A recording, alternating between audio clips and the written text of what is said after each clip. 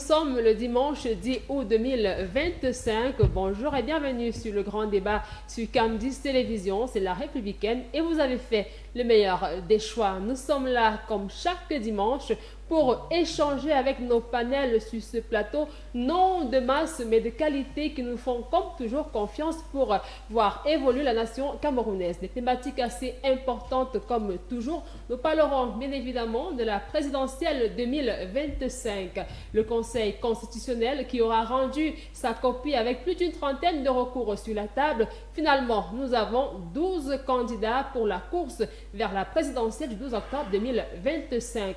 On parlera de ces recours traités auprès du Conseil constitutionnel. On parlera également de ces annonces de coalition par différents partis politiques. Que valent donc ces coalitions-là si on veut parler d'alternance au pouvoir? Le rendez-vous du 12 octobre 2025, très attendu. Ils poseront bien évidemment des mots à propos. Des débats, oui, que nous vous invitons à suivre sur CAM10 Télévision, mais également à poursuivre d'où vous nous regardez, parce que vous êtes les grands débatteurs. Vous êtes les grands débatteurs et nous avons le devoir de vous apporter le condensé des actualités de la semaine écoulée.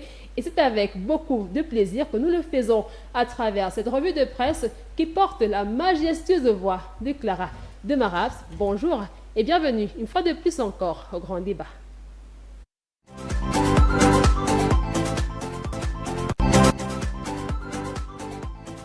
Merci de rester fidèle au grand débat sur CAM10 Télévision, la Républicaine.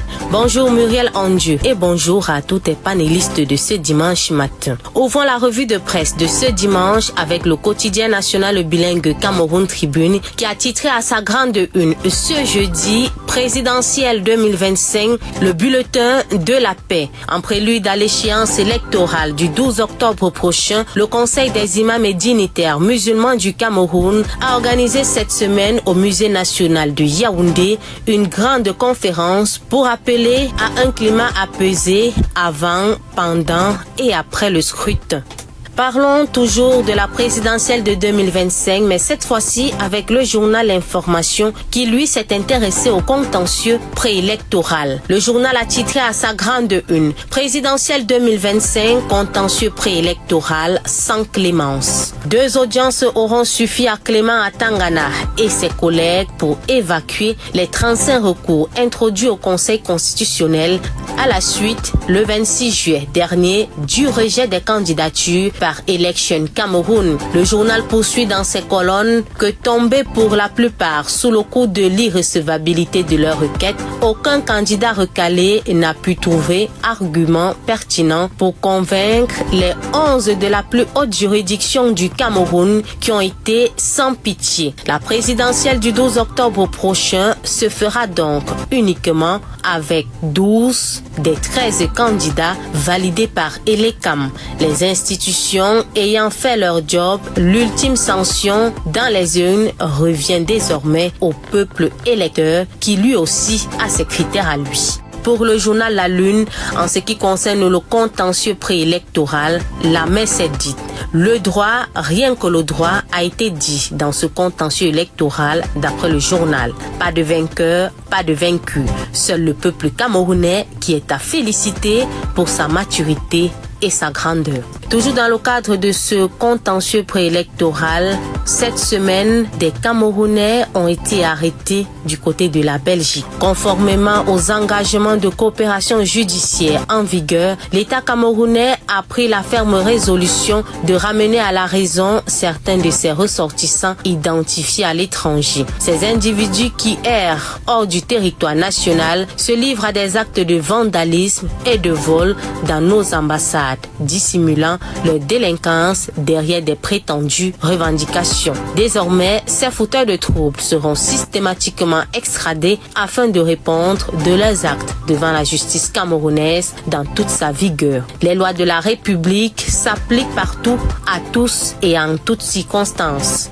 Présidentielle 2025, Paul Biya, candidat des chefs traditionnels du Nkondo. C'est le titre choisi par le journal La Météo cette semaine également pour nous faire savoir qu'en reconnaissance du bien qu'il ne cesse de leur faire depuis son accession à la magistrature suprême, ces gardiens de la tradition du Vouri ont, ce 6 juillet, au palais de l'unité de Yaoundé, donné leur onction au président de la République, fils adoptif du peuple Sawa. C'était à l'occasion de la concertation politique avec le comité stratégique de campagne présidé par le ministre d'État SGPR, Ferdinand Gongo.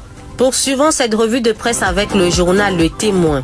Cap vers les urnes, le sort de Cabral Libye, désormais entre les mains du peuple. Le journal Le Témoin a précisé dans ses colonnes, suite à ce titre, qu'en rejetant le recours introduit par Robert Kona, le Conseil constitutionnel a définitivement validé la candidature de Cabral Libye à l'élection présidentielle prévue en octobre prochain. Désormais, plus aucun obstacle juridique ne se dresse sur la route du président national du PCRN. Le dernier mot appartient désormais au peuple camerounais, seul juge du destin de l'homme politique dans la course à tout dit. Le parti SDF a quant à lui fait la une du journal Mutation. La social-démocratie, la démocratie, le souverainisme et le panafricanisme sont les 4 piliers du programme du candidat du Social Democratic Front. Le chairman du SDF se donne 100 jours pour mettre fin à la crise sécessionniste. Léopold Bessiping, le temps de Dieu. C'est le titre choisi par le journal La Lune ce 7 août 2025 pour nous rappeler que le président de la République, son Excellence Paul Biya, père de la nation, a donné des directives claires et précises pour que cet enseignant retrouve définitivement sa joie et sa fierté. Si le temps n'arrange pas les choses arrangeront le temps, d'après le journal. Dans la suite de cette revue de presse, parlons du foncier au Cameroun. Le journal Grand Angle a titré à sa grande une cette semaine « Mincaf, le foncier, plus qu'un magazine ». Un guide pratique pour le citoyen. La publication du ministère des Domaines, du Cadastre et des Affaires foncières, dont la dédicace a été faite ce jeudi par le ministre Henri Eyebiaïssi, est un outil didactique pour tout Camerounais ou étranger qui voudrait mener une procédure foncière au Cameroun. Le Grand Forum, quant à lui, s'est intéressé au décès de Luc Ndjodo, procureur général près de la Cour suprême. Henri Eyebiaïssi perd un partenaire de taille pour le développement de la laitier. C'est le titre choisi par le journal Grand Forum pour nous faire savoir que survenue la semaine dernière la mort du procureur général près de la Cour suprême. Par ailleurs, président d'honneur du comité de développement et de mobilisation des élites et forces vives de la laitier abrégé CODEMEF laisse le ministre Henri Eyebiaïssi presque seul dans sa volonté de partager, d'unir les fils et filles de ce département autour de l'idéal de développement et d'amélioration des conditions de vie des populations de cette unité administrative. Parlons de la campagne cacaoyère 2025-2026 lancée cette semaine par le ministre du Commerce. Le journal Activateur parle d'un envol historique. La campagne a été lancée en Bankomo par le ministre du Commerce, Luc Magwambaga Tangana, en présence d'une forte mobilisation d'acteurs de la filière. Avec plus de 309 000 tonnes produites, des prix records de 1200 milliards de francs CFA reversés aux producteurs, le cacao camerounais affiche une santé de fer. Un élan attribué à la vision du président Paul Biya, salué en chœur par les militants en liesse. Terminons cette revue de presse avec le journal L'Œil du Sahel. Le journal L'Œil du Sahel, lui, s'est intéressé au retour des pluies dans la région de l'extrême nord et annonce que le retour des pluies a déjà fait près de 1224 sans-abri. C'est tout pour la revue de presse de ce dimanche. Bon débat. Rendez-vous dimanche prochain.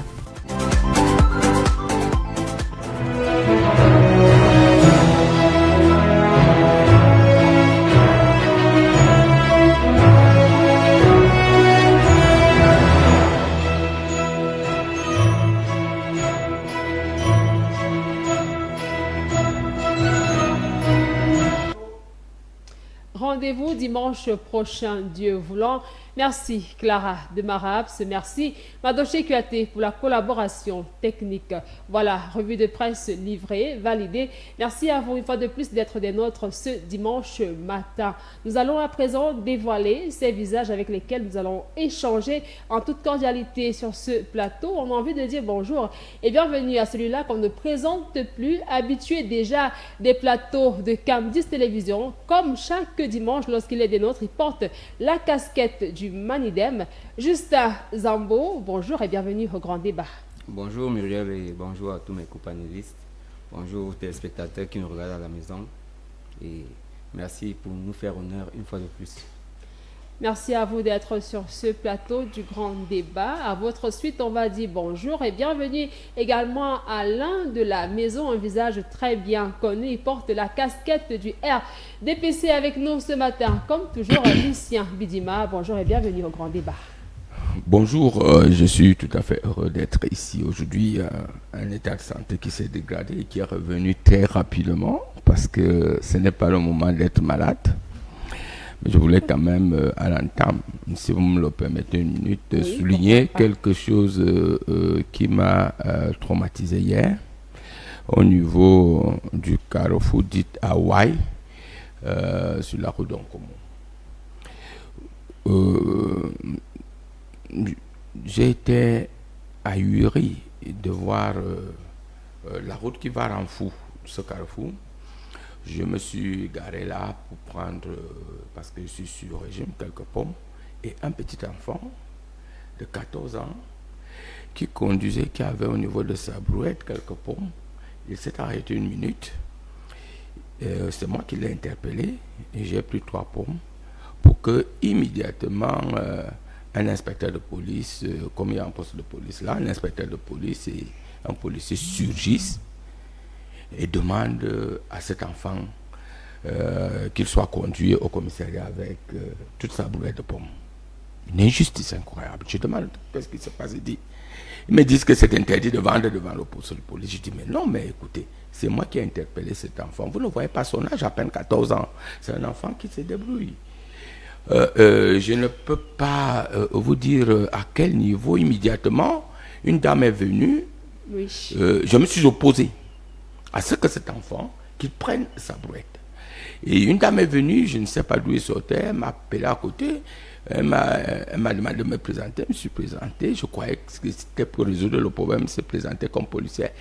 Elle s'est mise à m'engueuler totalement et à prendre le côté de la police. Sauf que j'ai apprécié le chef de poste qui n'a rien dit, qui a compris tout le problème. Je suis entré justement pour charger le téléphone. J'étais prêt à appeler le délégué à la Sûreté nationale et pour ce méfait. Mais je dis, il m'a dit, monsieur Bidima, chargez votre téléphone et vous y partez. Si je vous le dis, c'est parce qu'on ne peut pas continuer. Moi, je suis du RDPC. Le président Paul Biya a institué une moralité incroyable. Si vous savez ce qui s'est passé au niveau de la tempête arabe, c'était justement à cause des faits comme ça. Comment voulez-vous qu'un ministre aussi sérieux comme le ministre Mbagangele, qui travaille très durement pour rendre la moralité au niveau de la police camerounaise, nous avons des commissaires parce que là-bas, ça appartient à Central 4. Et il y a madame le commissaire divisionnaire, madame Idjom Christine, qui est d'une femme d'une éthique incroyable.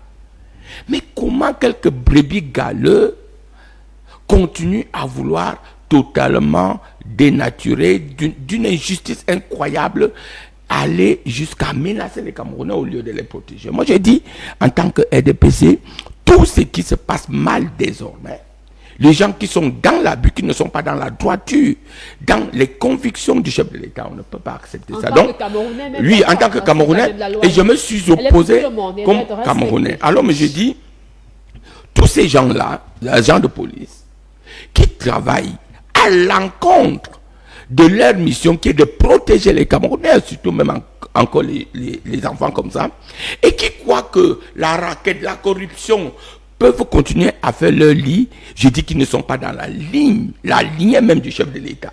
Et je ne manquerai plus jamais de dénoncer cela. Donc, je voulais prendre votre acte, mais je dis, il faut féliciter le chef de poste qui ne m'a pas donné son nom, qui a regardé ces éléments avec ahurissant et qui m'a très bien reçu, il m'a respecté, mais heureusement on a laissé cet enfant partir. Finalement, Un dénouement heureux, mais je dis, oui, il faudrait que le délégué à la sûreté nationale essaie de regarder ce qui se passe de ce côté-là. Voilà. D'accord, merci à vous d'être sur ce plateau. On va dire bonjour et bienvenue également sur ce plateau à Mohamedou Talba, qui est le secrétaire national aux affaires électorales du côté de la formation politique UNDP. Bonjour et bienvenue. Bonjour madame, merci de m'avoir invité et de me permettre de découvrir votre magnifique studio. Et je ne veux pas dire que je me réjouis de ce qui est arrivé à M. Bidima. Ce sont des choses que d'autres vivent tous les jours. Lui, il l'a vu pour la première fois. C'est déjà quelque chose. J'espère qu'il fera quelque chose dans ce sens. Merci à vous encore d'être sur ce plateau. On a envie de dire également bonjour et bienvenue au grand débat ce matin à Fabrice Lena de la formation politique Nawa Future. Mais pour cette élection présidentielle de 2025, il apporte son soutien au candidat du PAL. Nous parlons d'Ateki Seta Caxton.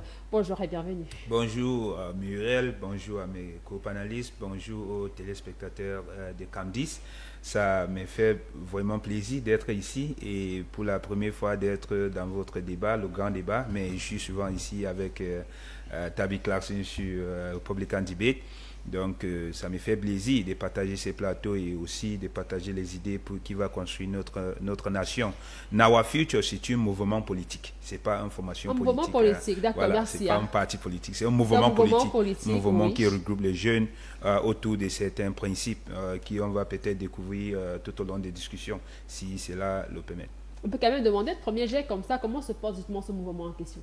En fait, nous sommes une dynamique de jeunes qui se sont regroupés puisque je suis ressortissant du nord-ouest de Bamenda et à un moment donné, entre 2018 et 2021, c'était un peu difficile de faire la politique conventionnelle. Il fallait trouver un moyen de faire peut-être mobiliser les gens autour d'une question électorale qui était inscription sur les listes électorales.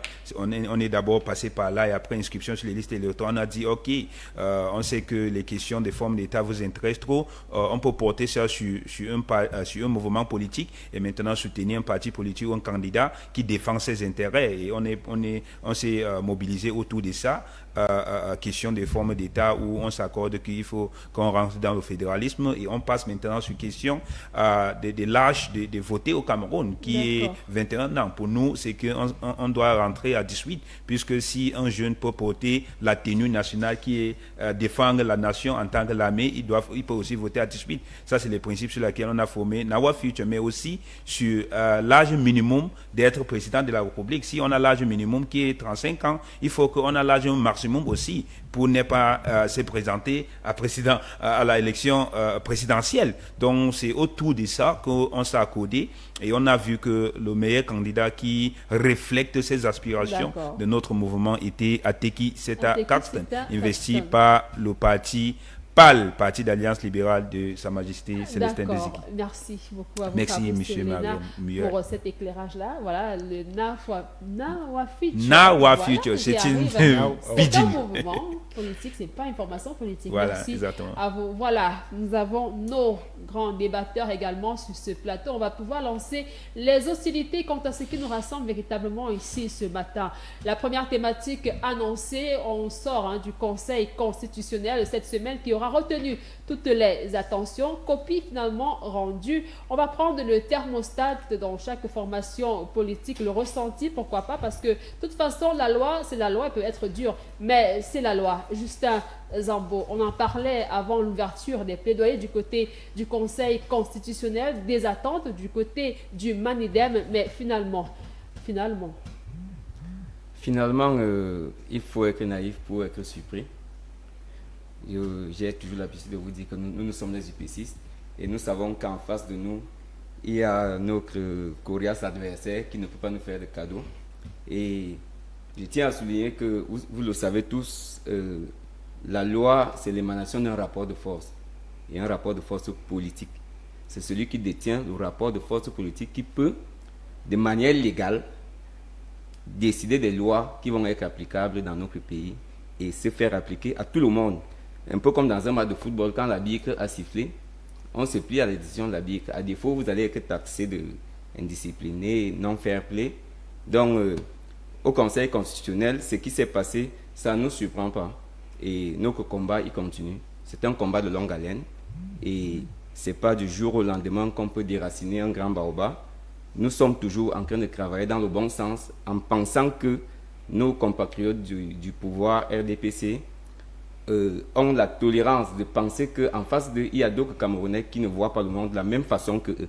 C'est dans ce sens-là que nous menons ce combat pour qu'au finish, nous puissions donner la chance à ceux qui viennent après nous, comme nos prédécesseurs l'ont fait avant, pour que le combat continue. Parce qu'en politique, quand vous vous engagez en politique, vraiment, et vous pensez faire écrouler quelque chose qui a ses racines de manière normale, c'est que vous vous trompez. Donc je dirais, ce qui s'est passé au Conseil constitutionnel, naturellement, il y a un arrière-goût amer. On aurait voulu que la candidature du professeur Maurice Kamto soit validée pour que le jeu démocratique soit plus attrayant. Parce que normalement, dans une grande compétition, les téléspectateurs et les spectateurs, s'il s'agit du football par exemple, ont besoin de voir toutes les stars sur le terrain. Donc pour ce côté... De la Starmania carrément alors, avoir toutes les stars non, c'est ça qui fait c'est ça qui fait le goût et le charme du jeu. Parce que c'est un jeu, mais c'est beaucoup plus important qu'un jeu. En ce sens que ça engage le devenir et l'avenir de plusieurs générations. Ailleurs, on peut poser un acte qui va avoir des impacts jusqu'à 50 ans. Mais quand même, dites-nous, Justin Zambo, le problème n'est-il pas au sein du Manidem en lui-même? Est-ce que le Conseil constitutionnel est là pour faire le ménage au sein de la formation politique? Non, je ne voudrais pas que vous m'entraîniez dans ce côté-là, parce que le Manidem n'a pas de problème. Ça a sauté aux yeux du monde et de tout le monde qui pense, ceux qui ont un regard froid, nonobstant les choix et les batailles politiques qui sont en place, ça saute aux yeux qu'il y avait un problème à régler. C'est clair et c'est net. Le Manidem ne souffre d'aucun problème. Nous avons produit au Conseil constitutionnel toutes les preuves légales, administratives, palpables et concrètes pour démontrer qu'au sein du Manidem, un problème d'investiture ne se posait pas. Et d'ailleurs, quand nous avons saisi au Conseil constitutionnel, on s'est offusqué du fait que c'est la pluralité des investitures qui est venue sur la table. Par contre, que le code électoral ne reconnaît pas la pluralité des investitures. La Constitution même ne connaît pas la pluralité d'investiture.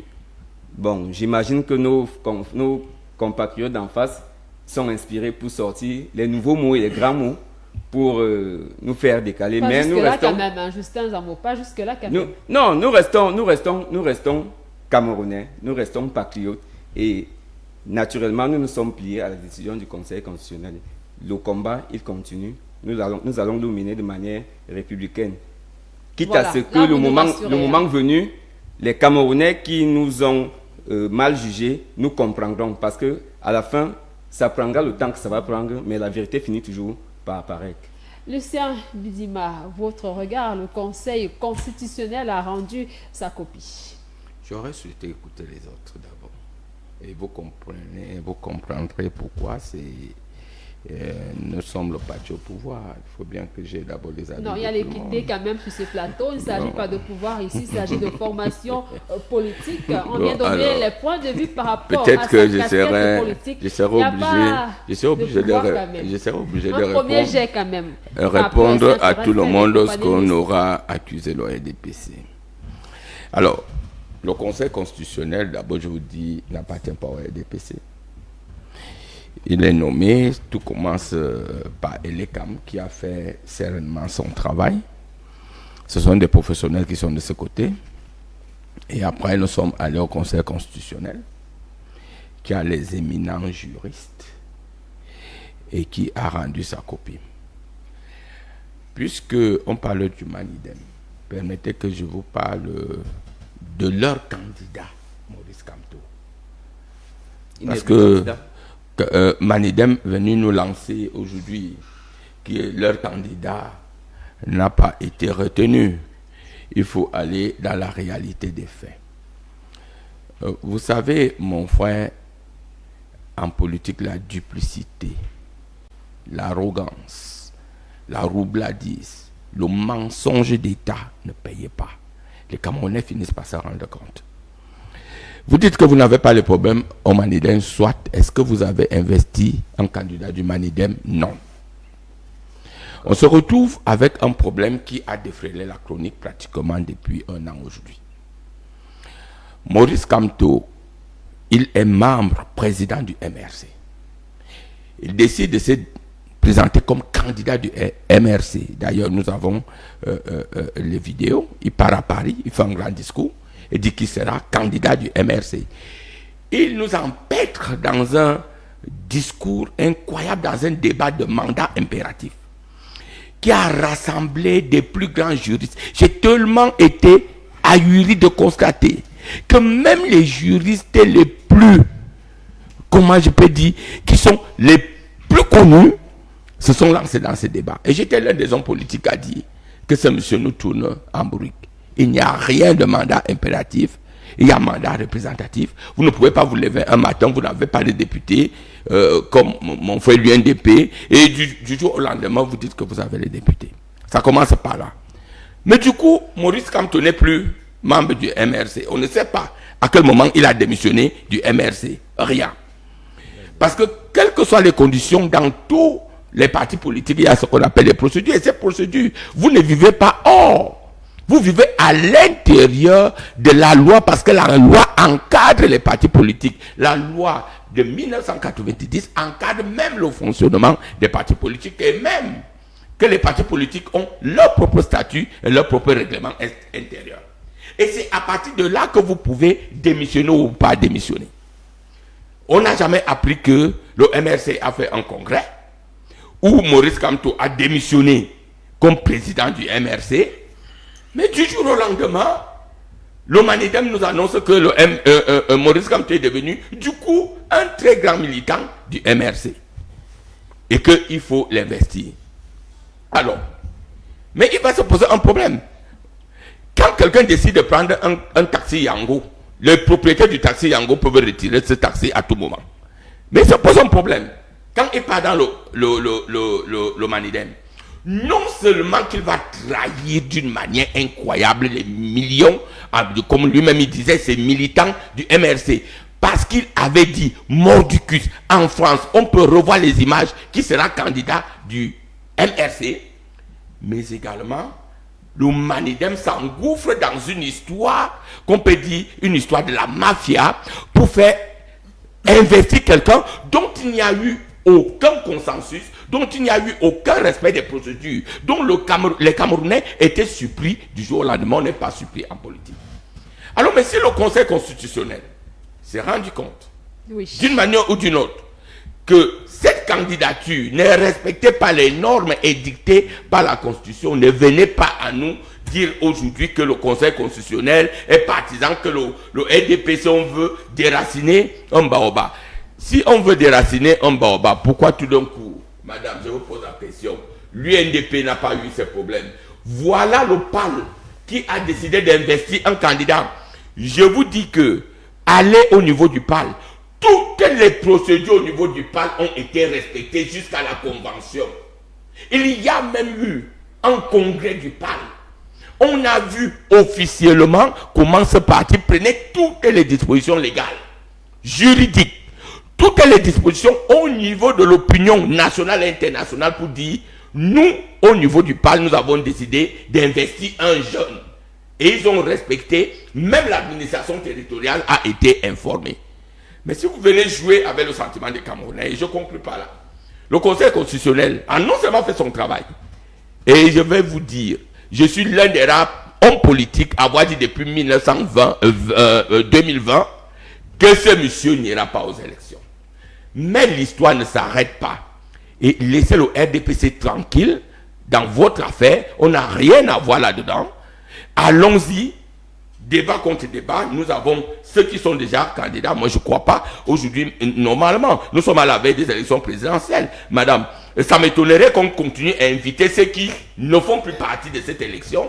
Inviter maintenant ceux avec lesquels nous pouvons débattre débat après débat.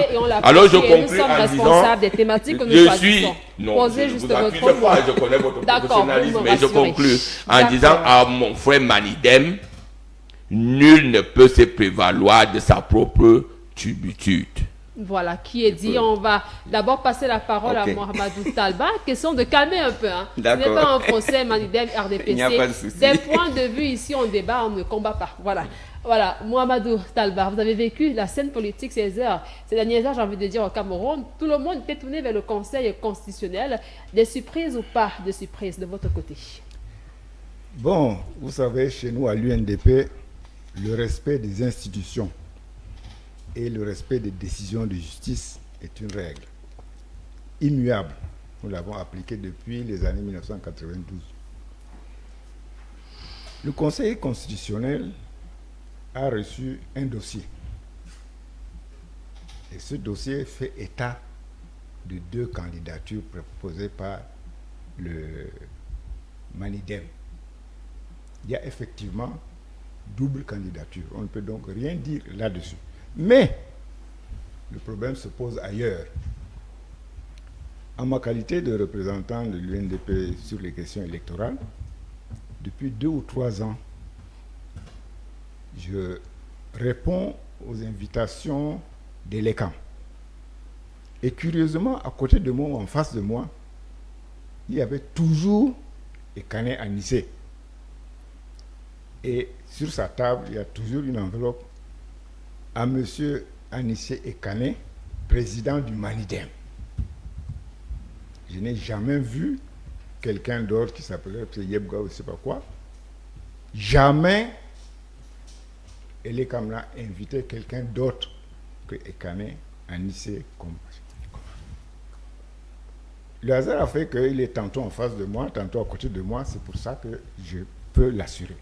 Je suis donc très surpris d'apprendre que le Conseil électoral, avec la totalité de ses membres, n'ait pas reconnu cette situation qui est claire. Donc s'il y a problème, c'est au niveau du Conseil électoral. Ce n'est pas au niveau du Manidem en lui-même. Non, ce n'est pas au niveau du Conseil constitutionnel. D'accord, donc c'est dès le départ, au niveau du Conseil électoral. Oui. Alors, quand le dossier arrive au niveau du Conseil constitutionnel, effectivement, il y a 2 candidats qui se réclament tous les 2 du Manidem. Donc, il n'y avait pas d'autre solution si ce n'est de les rejeter. Alors, moi, je m'étonne parce que moi, par exemple, si j'avais été connaissant cette situation, sachant que depuis 2-3 ans au moins, oui, je n'ai vu que Ekane, représentant du Manidem au sein de toutes les réunions organisées par l'ECAM. Moi, si j'étais membre de l'un des 18, j'aurais exigé qu'on écrive que je suis contre. Ce n'est pas à l'unanimité, ce serait à l'unanimité -1. Voilà, qui est dit votre ressenti par rapport aux décisions du côté du Conseil constitutionnel. On va également passer la parole à Fabrice Léna avant de revenir vers vous, Justin Zambo. Je vous vois, vous voulez tellement avoir cette parole-là. Prenez votre mal en patience. Des points de vue, on en prend d'abord premier tour de table. Tout le monde va poser un mot par rapport à cette copie rendue par le Conseil constitutionnel. Fabrice Léna, à votre regard. Oui, merci à Muriel pour m'avoir passé la parole. J'ai été au Conseil constitutionnel juste parce que la situation actuelle du pays interpelle tout le monde, pas seulement celui qui est concerné par un fait politique particulier. J'ai été là-bas parce que quand l'un ou d'autres acteurs politiques majeurs de la scène politique sont affectés ou interpellés par une décision, il faut que les autres formations politiques fassent ce qu'on appelle solidarité, puisque le cercle des choses qui est au Cameroun, c'est le changement. Et le changement veut dire ordonnance à la tête de ces pays. Et ce qui veut dire ordonnance, pour nous, ce qui est priorité, c'est toutes ces forces vives, progressives, qui peuvent faire changer les choses est importante. Donc, on est allé au cours constitutionnel pour regarder ce qui se passe, pour écouter ce qui se passe, pour vivre ce qui se passe, pour que demain, on peut expliquer aux gens que voilà la réalité de ce qui s'est passé en tant que les observateurs. Oui. Particulièrement, j'ai participé à plusieurs meetings et réunions depuis 2020, parce que j'ai commencé mes activités politiques très jeune. Et à chaque fois que je participe, soit au congrès, soit aux activités publiques, politiques, ce n'est que M. Anicet Ekani que je constate toujours comme le président du Manidem, comme dit le grand frère du UNDP. Et au congrès du SDF, où j'ai été invité encore au Palais des Sports Yaoundé il y a un an, c'était la même chose. J'ai rencontré M.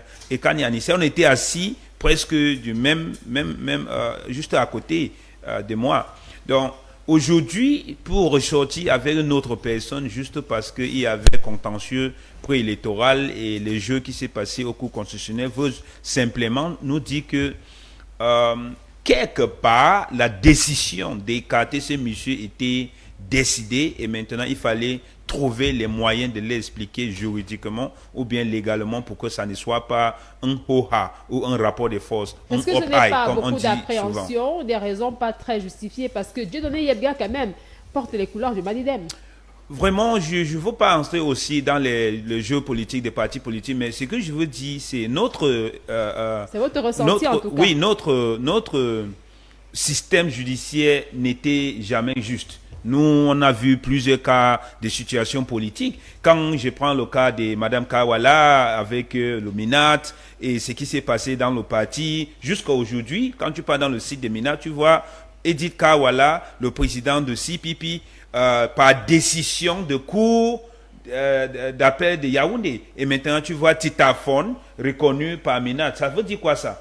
Ça veut dire quoi ça? C'est parce qu'on a trop d'ambiguïté aux choses comme ça, puisque si demain, ou bien si elle n'était pas dans la logique, si Mme Kaola n'était pas dans la logique de boycott, parce que pour elle, ça ne va rien donner, si elle partait aux élections, je suis très sûr qu'elle devait aussi se retrouver dans les mêmes situations de contentieux que Manidem ou peut-être que PCRN et toutes ces choses. Donc il faut avoir la clarité sur le droit et sur les règles qui rédige les partis politiques au Cameroun pour ne pas embrouiller les citoyennes.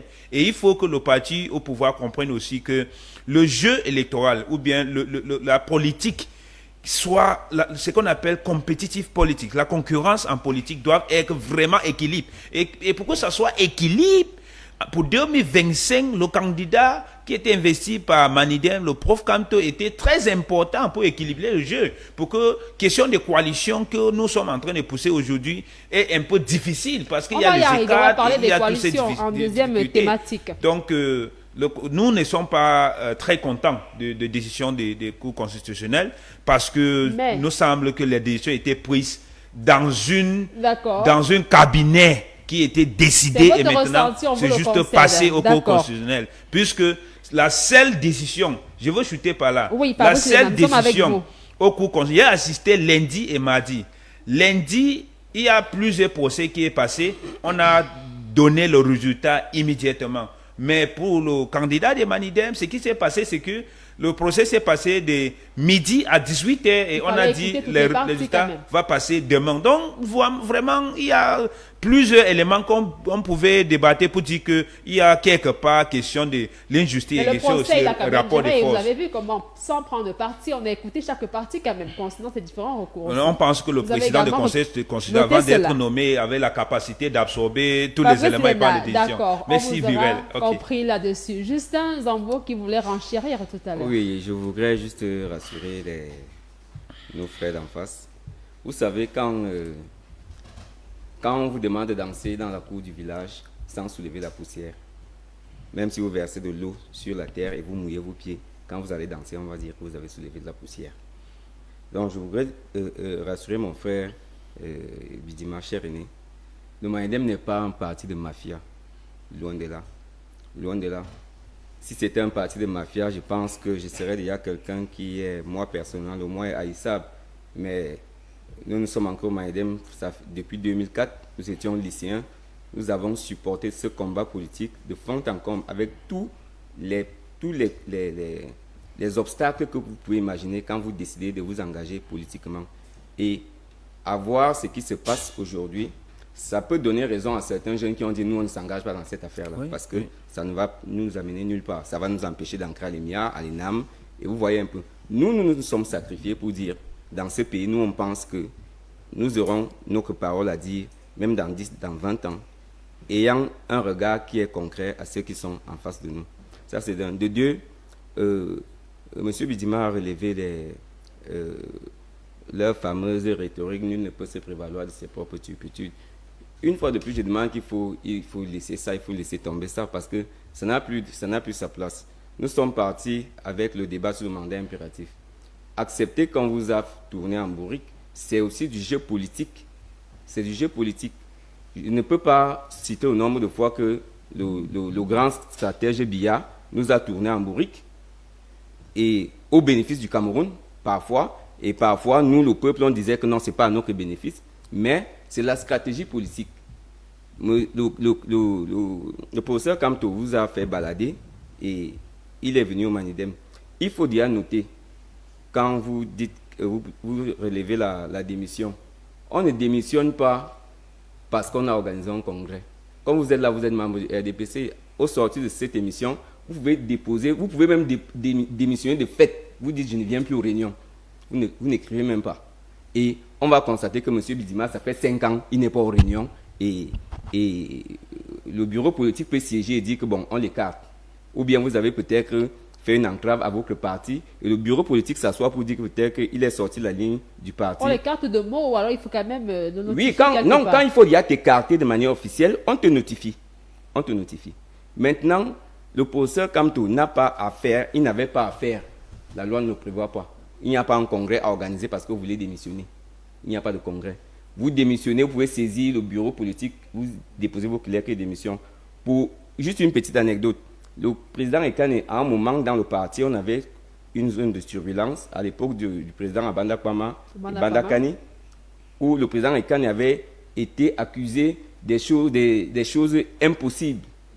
Et ce jour-là, en plein BP, ici à Yaoundé, en Koumou, le président Ekane a écrit sa démission pour démissionner à la tête du parti. Il me l'a remis, j'étais au secrétaire de séance. Et quand il l'a remis, nous étions assis, on a dit, camarade, à partir de cet instant, tu n'es plus président du parti. Donc même au BP, tu n'es plus membre du BP, donc tu te mets dehors et tu prends ton... Il a libéré la salle. Oui, il a libéré la salle et il est parti. Donc pour vous dire que... Comme quoi, oui. Et dès que ça s'est fait, on a fait cette notification et on a notifié et puis on est passé à un congrès qui a... pas un congrès, un CNC qui avait mis le camarade Abada Pama Père à son âme à la tête du Manidem. Donc, pour dire que le professeur Maurice Kamto a démissionné de manière conventionnelle. Ce n'est pas à M. Kamto qu'on va apprendre comment on démissionne d'un parti politique pour adhérer dans un autre. Pour les besoins de la cause, normalement, il n'y a pas de souci. Il a eu un taxi Yango, comme vous avez dit, mais il ne faut pas chosifier quelque chose que nous savons que ça peut être sérieux. Parce que quand vous parlez de Yango, ce n'est pas n'importe quel Camerounais qui emprunte le Yango sans publicité. Ce n'est pas à la portée de tout le monde. Ce n'est pas à la portée de tout le monde. Hein. Voilà, sans publicité. Sans publicité. Donc pour vous dire, même je vais enfoncer là-dedans pour vous dire que quand on prend Yango, on est sécurisé, tu connais qui te conduit, la personne qui te conduit... Il paraît qu'il y a Yango et Yango. Hein. Yango non, oui, il y a, oui, mais ça reste sécurisé. Ça reste sécurisé. Donc, nos compatriotes du RDPC, qu'ils se rassurent, nous n'avons pas accusé le RDPC. Nous avons dit, la loi a été dite, la loi est dure, mais c'est la loi. Nous nous allions. Nous nous allions et nous faisons nos armes maintenant pour préparer les autres échéances. Le coup médiatique que nous avons eu avec le professeur Maurice Kamto, c'est tout bénef pour nous. Nos compatriotes d'en face doivent le comprendre. Nous sommes en politique. À chaque fois qu'on a une occasion de faire une plus-value politique, on le fait de manière honnête et éthique. Il ne faut pas avoir des contorsions qui n'ont pas de sens. D'accord, capitaliser chaque étape. Oui, il faut capitaliser et rester concentré sur un objectif. D'accord, Justin Zambo, vous l'avez dit, le combat continue du côté du Manidem. Vous voulez renchérir, Mohamedou Talba? Ce que je veux dire, c'est que un homme politique de l'envergure du professeur Kamto sait très bien que son histoire de mandat impératif, l'histoire de 300 candidatures, 300 signatures, ne peut pas passer. Parce qu'il est très facile de demander à un seul des 300 de retirer son agrément, c'est perdu. Et je crois qu'il nous a tous menés en bateau avec son histoire de mandat impératif. Il le savait. La seule solution, c'est justement de passer par un parti. Et c'est ce qu'il a fait. Lucien Bédima, vous voulez dire quelques mots après Il n'a Justin pas Zambo? mené les Camerounais en bateau, il a menti et trahi les Camerounais. Il faut dire les mots tels qu'ils sont. Je ne vous le permets pas. Je vais vous le dire avec une très grande gravité. C'est votre ressenti en fait. Il a menti les Permettez mon Camerounais. ressenti. Nous vous écoutons. Voilà, Oui. écoutez-moi sans m'interrompre, madame. Nous vous écoutons. Et puis, ne m'orientez pas. Nous ne vous Il orientons n'a pas. pas mené les Camerounais en bateau. Il a menti Ça, les c'est votre Camerounais. opinion. Il a menti le peuple camerounais. Ça, c'est Il a votre même opinion, ça vous escroqué le peuple camerounais. Parce que je vais vous dire quelque chose. C'est que vous devez le savoir. Vous êtes de l'UNDP. Je vous parle parce que je sais que vous pouvez être un parti sérieux. Lorsque ce monsieur pas fait son meeting à Paris, il réunit près de 10 000 personnes. Il parle du mandat impératif et il lance la quête. Il lance la quête justement pour financer le MRC. Il était clair et je vais vous dire aujourd'hui, il y a les comptes, l'argent qui a été déposé auprès de ce monsieur comme candidat du MRC. Il n'y a rien de bateau. C'est un monsieur qui en 2020, lorsque il décidait tout seul de ne pas aller aux élections législatives et municipales, vous voulez aussi dire qu'il a mené, il a menti, il a mené les Camerounais en bateau, il a menti son propre peuple. Alors, mais permettez, je ne vous ai pas interrompu. Alors, depuis 2020, c'est un monsieur qui a un ego surdimensionné, qui ne regarde que son propre intérêt, qui n'est là que pour lui-même, et qui a refusé. Le professeur Campton n'aurait eu aucun problème s'il était parti aux élections en 2020. Aujourd'hui, il aurait des députés, certainement des conseillers municipaux, qu'on ne se retrouvait pas dans cette situation. C'est un monsieur tout seul, et j'ai encore cette vidéo, qu'il a dit lui-même, qu'il lui sera difficile, parce que l'acte qu'il est en train de prendre est tellement sérieux, et qu'il sera difficile au MRC d'aller aux élections présidentielles. Donc il était déjà conscient de son propre jeu. Alors je dis aujourd'hui, ne venez pas nous raconter comme si les Camerounais étaient des bêtes, comme si les professeurs d'université qui discutaient de ce problème étaient totalement à côté. Ce monsieur est un monsieur qui n'est pas sérieux. Ce monsieur est un monsieur qui ne compte que sur lui-même. Quand il part au niveau du Manidem, vous en venez à nous expliquer aujourd'hui. Alors là, qu'il vous a fait un coup politique. Alors vous voulez nous dire quoi? Vous voulez nous dire demain que le professeur Maurice Kamto n'est plus militant du Manidem? Nous on le considère désormais comme militant du Manidem. Pas du tout. Alors, pas du tout. Donc il est venu pour emprunter un parti et mentir les Camerounais pour être président de la République à partir de ce parti et rentrer dans le MRC. Je dis, il faut arrêter de prendre les Camerounais comme les gens qui ne réfléchissent pas. Et j'ai dit, quand on s'engage en politique, on s'engage parce qu'on a dans le sens le plus large l'intérêt supérieur de l'État. Le président Paul Biya n'a jamais menti qui que ce soit. Et l'intérêt supérieur de l'État doit être au-dessus, au-delà même de nos propres égos, de nos intérêts purement personnels. Alors ne venez pas nous dire ici que monsieur fait les coups politiques de gauche à droite, qu'il est crédible et qu'il vous a rendu quelque chose. J'ai dit, ce qui s'est passé est très grave. Et aujourd'hui, l'histoire retiendra que ce monsieur Kamto-là a traîné les Camerounais dans la boue. Il a voulu faire quelque chose d'inédit qui n'a pas marché parce qu'en face de lui, au moins, il y a les juristes les plus émérites et il y a encore les Camerounais qui ont encore de la vision et de la visibilité et qui peuvent encore juger. Voilà, Oui. qui est dit Justin Zambo, quelques Juste- secondes. oui, Il le faut bien, secondes. il le faut bien, oui. Premièrement, le premier préalable pour assurer M. Bidima, nous sommes dans un pays de droit. Tout ce qu'il a évoqué là tout à l'heure concernant une certaine responsabilité qui peut engager le volet juridique concernant le professeur Maurice Kamto. Nous sommes dans un état de droit. S'il est avéré que ce qu'il dit est vrai, la justice camerounaise est là. Elle peut se mettre en branle pour assurer le peuple camerounais que voici ce qui s'est passé. Et ce monsieur est rendu coupable de ceci et de cela. Ça, c'est d'un. De deux, quand M. Bidima, je ne vais pas dire des envolées, des parodies, mais il faut avoir un peu de recul et un peu de respect pour ceux qui n'ont pas le quantitatif politique que vous avez. Nous estimons au Manidem que peut-être nous n'avons pas le quantitatif, mais nous avons le qualitatif. Parce que nous sommes cohérents, nous ne sommes pas ceux-là qu'on peut balader, comme vous pouvez imaginer. Donc, je vous dirais avec toute la profondeur de mon cœur, vous êtes à côté de la plaque. S'il faut vous répondre par rapport à l'épisode de 2020, figurez-vous que le professeur Maurice Kamto a été dans votre système, a été à l'intérieur de ce système. Il connaît comment ça fonctionne. Qui vous dit qu'il n'avait pas la preuve et la certitude que son parti était déjà infiltré au point aussi d'aller aux élections municipales? Le coup qui est en train de se passer aujourd'hui, il allait avoir même Kaka Yebga au MRC. Il allait avoir même Kaka Yebga au MRC. Donc, il faut comprendre, il faut que les Camerounais comprennent que... c'est votre lecture. Oui, hein. oui, c'est notre lecture. Il faut que les Camerounais comprennent que, quel que soit le bout par lequel le professeur Maurice Kamto allait sortir... Il aurait toujours oui, on allait... Donc, c'est lui qui posait problème. Maintenant, j'espère que la bataille politique va continuer de manière saine, parce qu'il est mis hors jeu.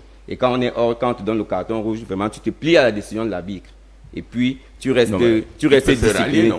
Il peut se rallier. C'est pas vous qui nous donnez la stratégie à la conduite à tenir. Nous avons notre stratégie, nous avons notre démarche politique. Nous allons l'appliquer. Nous allons la mettre. Le respect de la décision, tout simplement. Oui, naturellement. Donc, rassurez-vous, il n'y a pas vous n'allez pas nous dire comment nous allons procéder. Nous savons ce que nous allons faire. Et vous avez dit que le combat continue, c'est pas fini. C'est comme dans un match de football, tant qu'on n'a pas sifflé la fin du match, ne vous admettez pas vaincu. On a bien envie de faire un dernier tour de table sur cette thématique-là, parce que nombreux se demandent pourquoi, parmi cette trentaine de cas déposés sur la table du Conseil constitutionnel, le cas Maurice Kamto a autant fait couler d'encre et de salive. Est-il le principal ou alors l'unique au vu de plusieurs véritables opposants du RDPC? Votre regard. La même question pour chacun d'entre vous, Fabrice Lénard. Oui, je veux commencer à dire qu'on doit être honnête pour bâtir une nation, un pays. Et pour être honnête, entre 2018 et 2025, le prof Kamto à la tête de MRC a vraiment animé la scène politique. Je ne veux pas questionner ces décisions stratégiques, s'ils sont cohérents ou pas. Ça l'engage avec ses militants, mais aussi avec les Camerounais qu'il a mis ou pas. Mais c'est l'homme, c'est le style. Et l'homme, c'est son style. Chacun crée son style dans la politique, veut ou pas. Chacun crée son style. Quand vous voyez le style de Prof Kamto, c'est son style. Et s'il y a les échecs de son style, en tant qu'un homme politique, il assume. Et je pense que tout au long de ce qui se passe, il s'exprime toujours pour dire, voilà, ça, on a pris telle décision, il se justifie et tout. Pour moi, je pense que ce qui est essentiel pour nous autres formations politiques, mouvements politiques, partis politiques, peuple camerounais, c'est de voir comment c'est vraiment libérer, amener toute l'énergie ensemble et se libérer de ces systèmes qui nous étouffent. C'est ce qui est plus important, puisque si on part dans tous ces débats de qui est le figure le plus important et tout le temps on passe le débat sur le figure, on va perdre l'essentiel qui est le système qui est en face. Et ils sont là, ils sont très contents quand on passe tout le temps sur les débats comme ça. On parle de profs, on parle de Manidem, on parle de MRC. C'est très, très content parce que ce que les Camerounais doivent savoir, c'est que sur les commentaires, réseaux sociaux, web, journalistes et tout, oui, vous devez chercher l'essentiel, qui sont les énergies qui peuvent se mettre ensemble pour voir que ce qui est arrivé en 2018 ne nous arrive plus en 2025. Ça, c'est notre ligne de communication. Comment on peut rassembler les forces vives, progressives, y compris Prof Kamto, qui aujourd'hui compte beaucoup. Parce que pour moi, j'interpelle et je fais ces soumissions humblement que aujourd'hui, toutes les partis politiques, veulent ou pas, parmi les négociations ou bien ce qui se passe, on mentionne le nom de Prof Kamto comme quelqu'un qui est indispensable pour ce qu'on cherche comme le changement. Ça veut dire que oui, ça veut dire que lui, il est une figure incontournable dans la scène politique depuis 2018 jusqu'à aujourd'hui.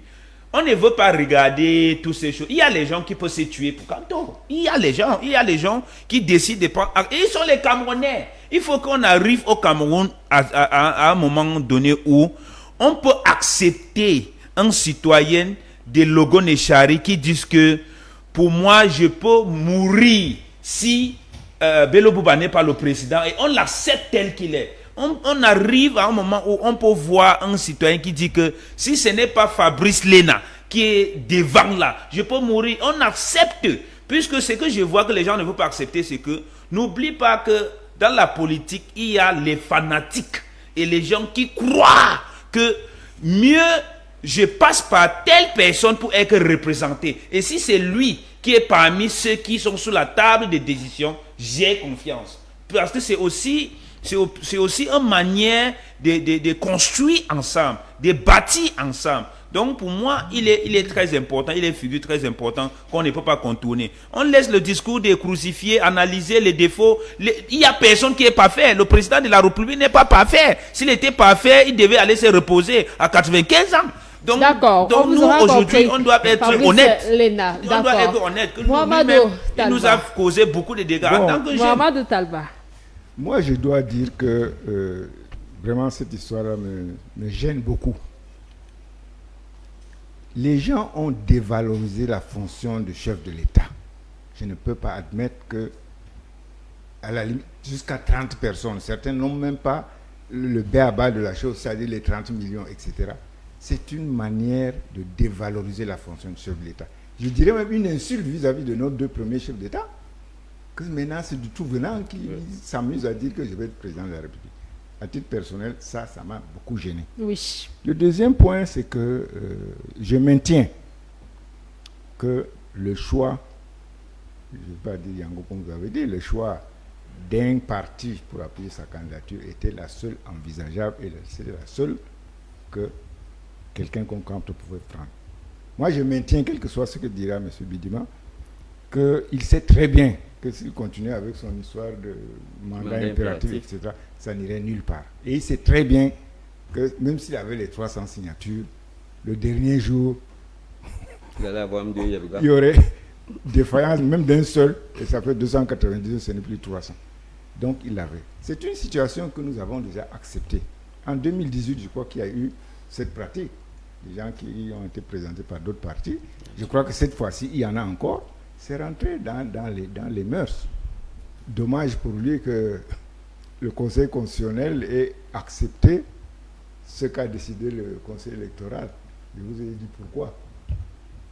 Voilà. Mais votre regard, est-il la principale figure de position au Cameroun? Qui ça? Professeur Maurice Kamto. Bon, le problème, c'est que nous, par exemple, nous avons toute une région, nous avons beaucoup de mairies, nous avons beaucoup de conseils régionaux, beaucoup de conseils municipaux, etc. Bon, c'est dommage. C'est possible qu'il le soit, hein, mais nous n'en avons pas la preuve.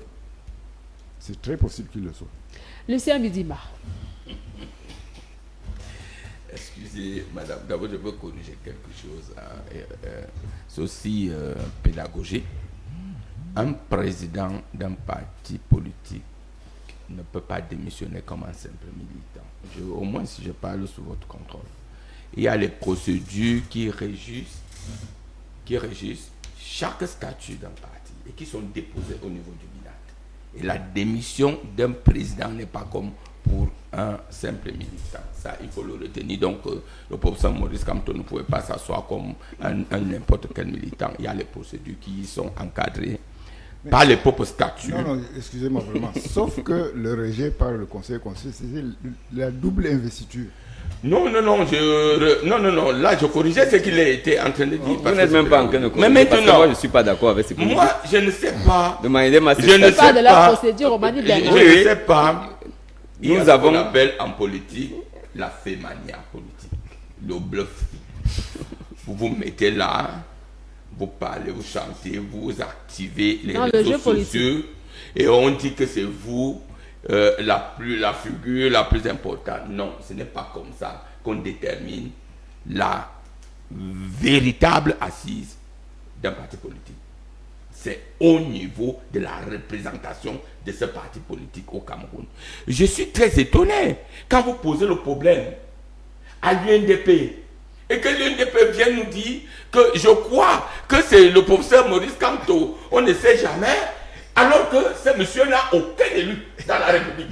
Aucun. Il n'y a aucun sondage fiable qui nous montre aujourd'hui que c'est Kamto. Froundi n'avait aucun député en 92. Mais non, mais Froundi n'avait aucun député en 92. Permettez.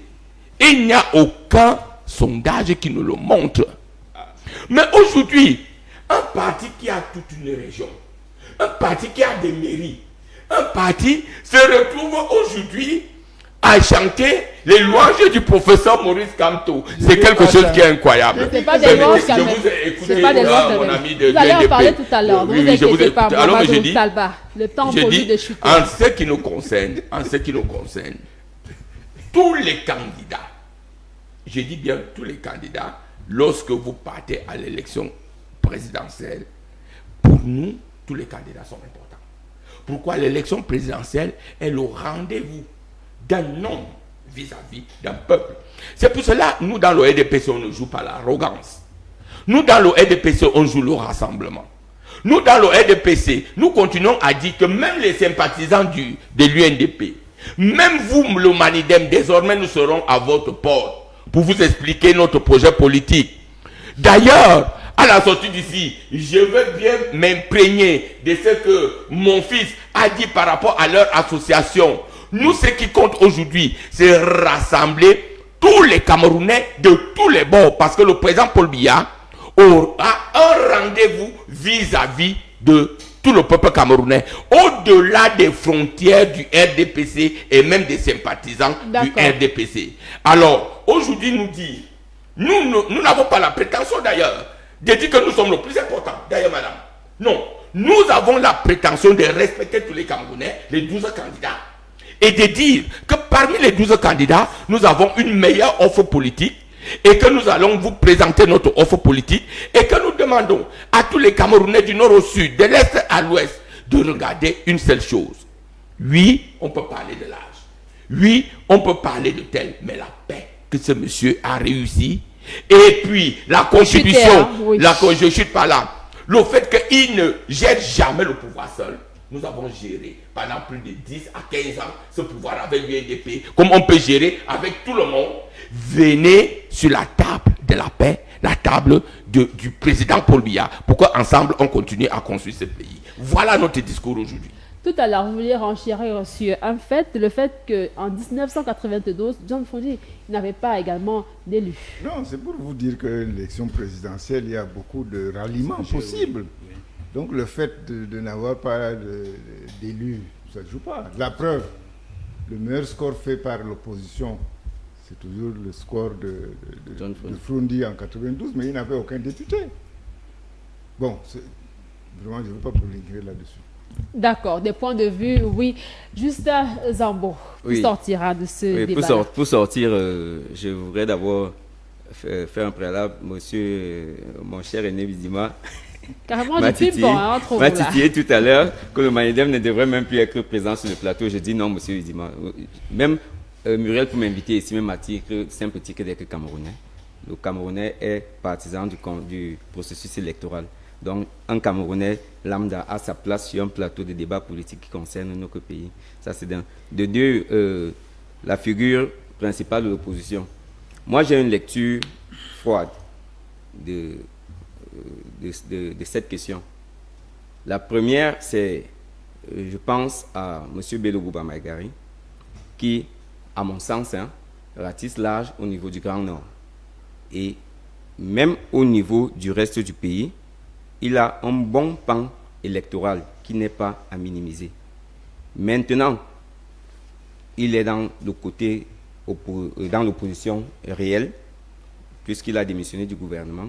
Donc, je concède à M. Bello Bouba cette grande étoffe en tant que grande figure politique de l'opposition, à cause de ses élus, à cause de son aura dans le Nord, à cause de son passé politique et administratif. Et maintenant, en face, il y a le professeur Maurice Kamto, qui pour l'instant n'a pas d'élu, c'est vrai, mais de manière ponctuelle, en ce moment exactement, à mon avis, je peux me tromper, il est le Camerounais qui cristallise toutes les attentions. Non, l'un des Camerounais. Je peux dire l'un des Camerounais, peu importe, le lexique n'est pas important. Il est l'un des Camerounais qui cristallise l'attention de la majorité des Camerounais. Ça, c'est un avis personnel. Et à partir de cet instant, quand on associe à cela toutes les acrobaties que le système a fait pour que sa candidature soit écartée, ça donne une réponse. C'est votre regard. Oui, et justement, c'est mon ressenti. Alors, À partir de là, ça démontre à suffisance, même sans être allé à l'école, que ce monsieur fait problème au système. Peut-être que c'est lui qui les empêche de pouvoir. Peut-être qu'il fallait qu'il ne soit pas là. On ne sait pas. Mais mon ressenti est tel que on a deux figures de proue au Cameroun. Mais il refuse d'être figure. Non, ça, je vous ai dit. Je vous ai dit que je fais. Je vous ai dit. À lui, permettez-lui de l'air. Il n'a pas refusé. Il n'a pas refusé. Vous aurez voulu qu'il frappe de manière brute. Je doute de votre niveau en français. Voilà. Finalement. Il a dit, Oui, moi j'ai dit, Justin je Zambo. fais une analyse froide et pour moi, en ce moment-ci, c'est à ce niveau-là que se trouve la figure de proue de l'opposition. Belobouba Maïgari. Non, Que professeur lui-même, Maurice Kamto. Professeur Professeur Maurice Maurice Kamto. Kamto. Mais j'ai étiqueté en rouge le président Belobouba Maïgari. D'accord, on vous aura compris pour cette première thématique du grand débat sortie du 10 août 2025. Une deuxième annoncée à l'amorce de ce programme. On prend une transition et on revient parler donc de ces coalitions-là qui se préparent du côté des partis dits d'opposition pour l'alternance au pouvoir.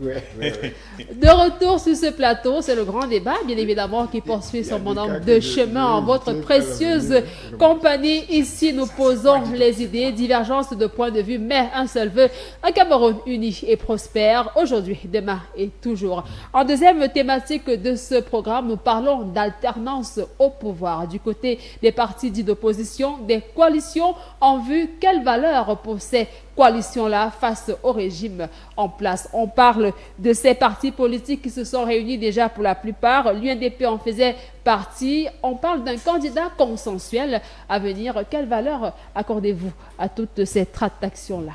Mohamedou Talba. Ce que je peux dire, c'est que longtemps même avant l'intervention du Conseil constitutionnel, je suis témoin de beaucoup de faits. Notre président a rencontré beaucoup de candidats, beaucoup de leaders de partis.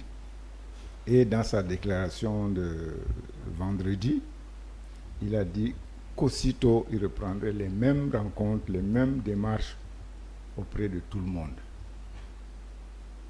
C'est tout ce que je peux dire. Tout à l'heure, j'évoquais le cas de Fundi. Je le répète, il n'avait pas de machin, mais il a fait le meilleur score fait par un candidat à la présidentielle, 35-36%, jusqu'à présent. Pourquoi? Parce qu'il y a eu des ralliements, il y a eu des gens qui l'ont soutenu. Et nous sommes réalistes.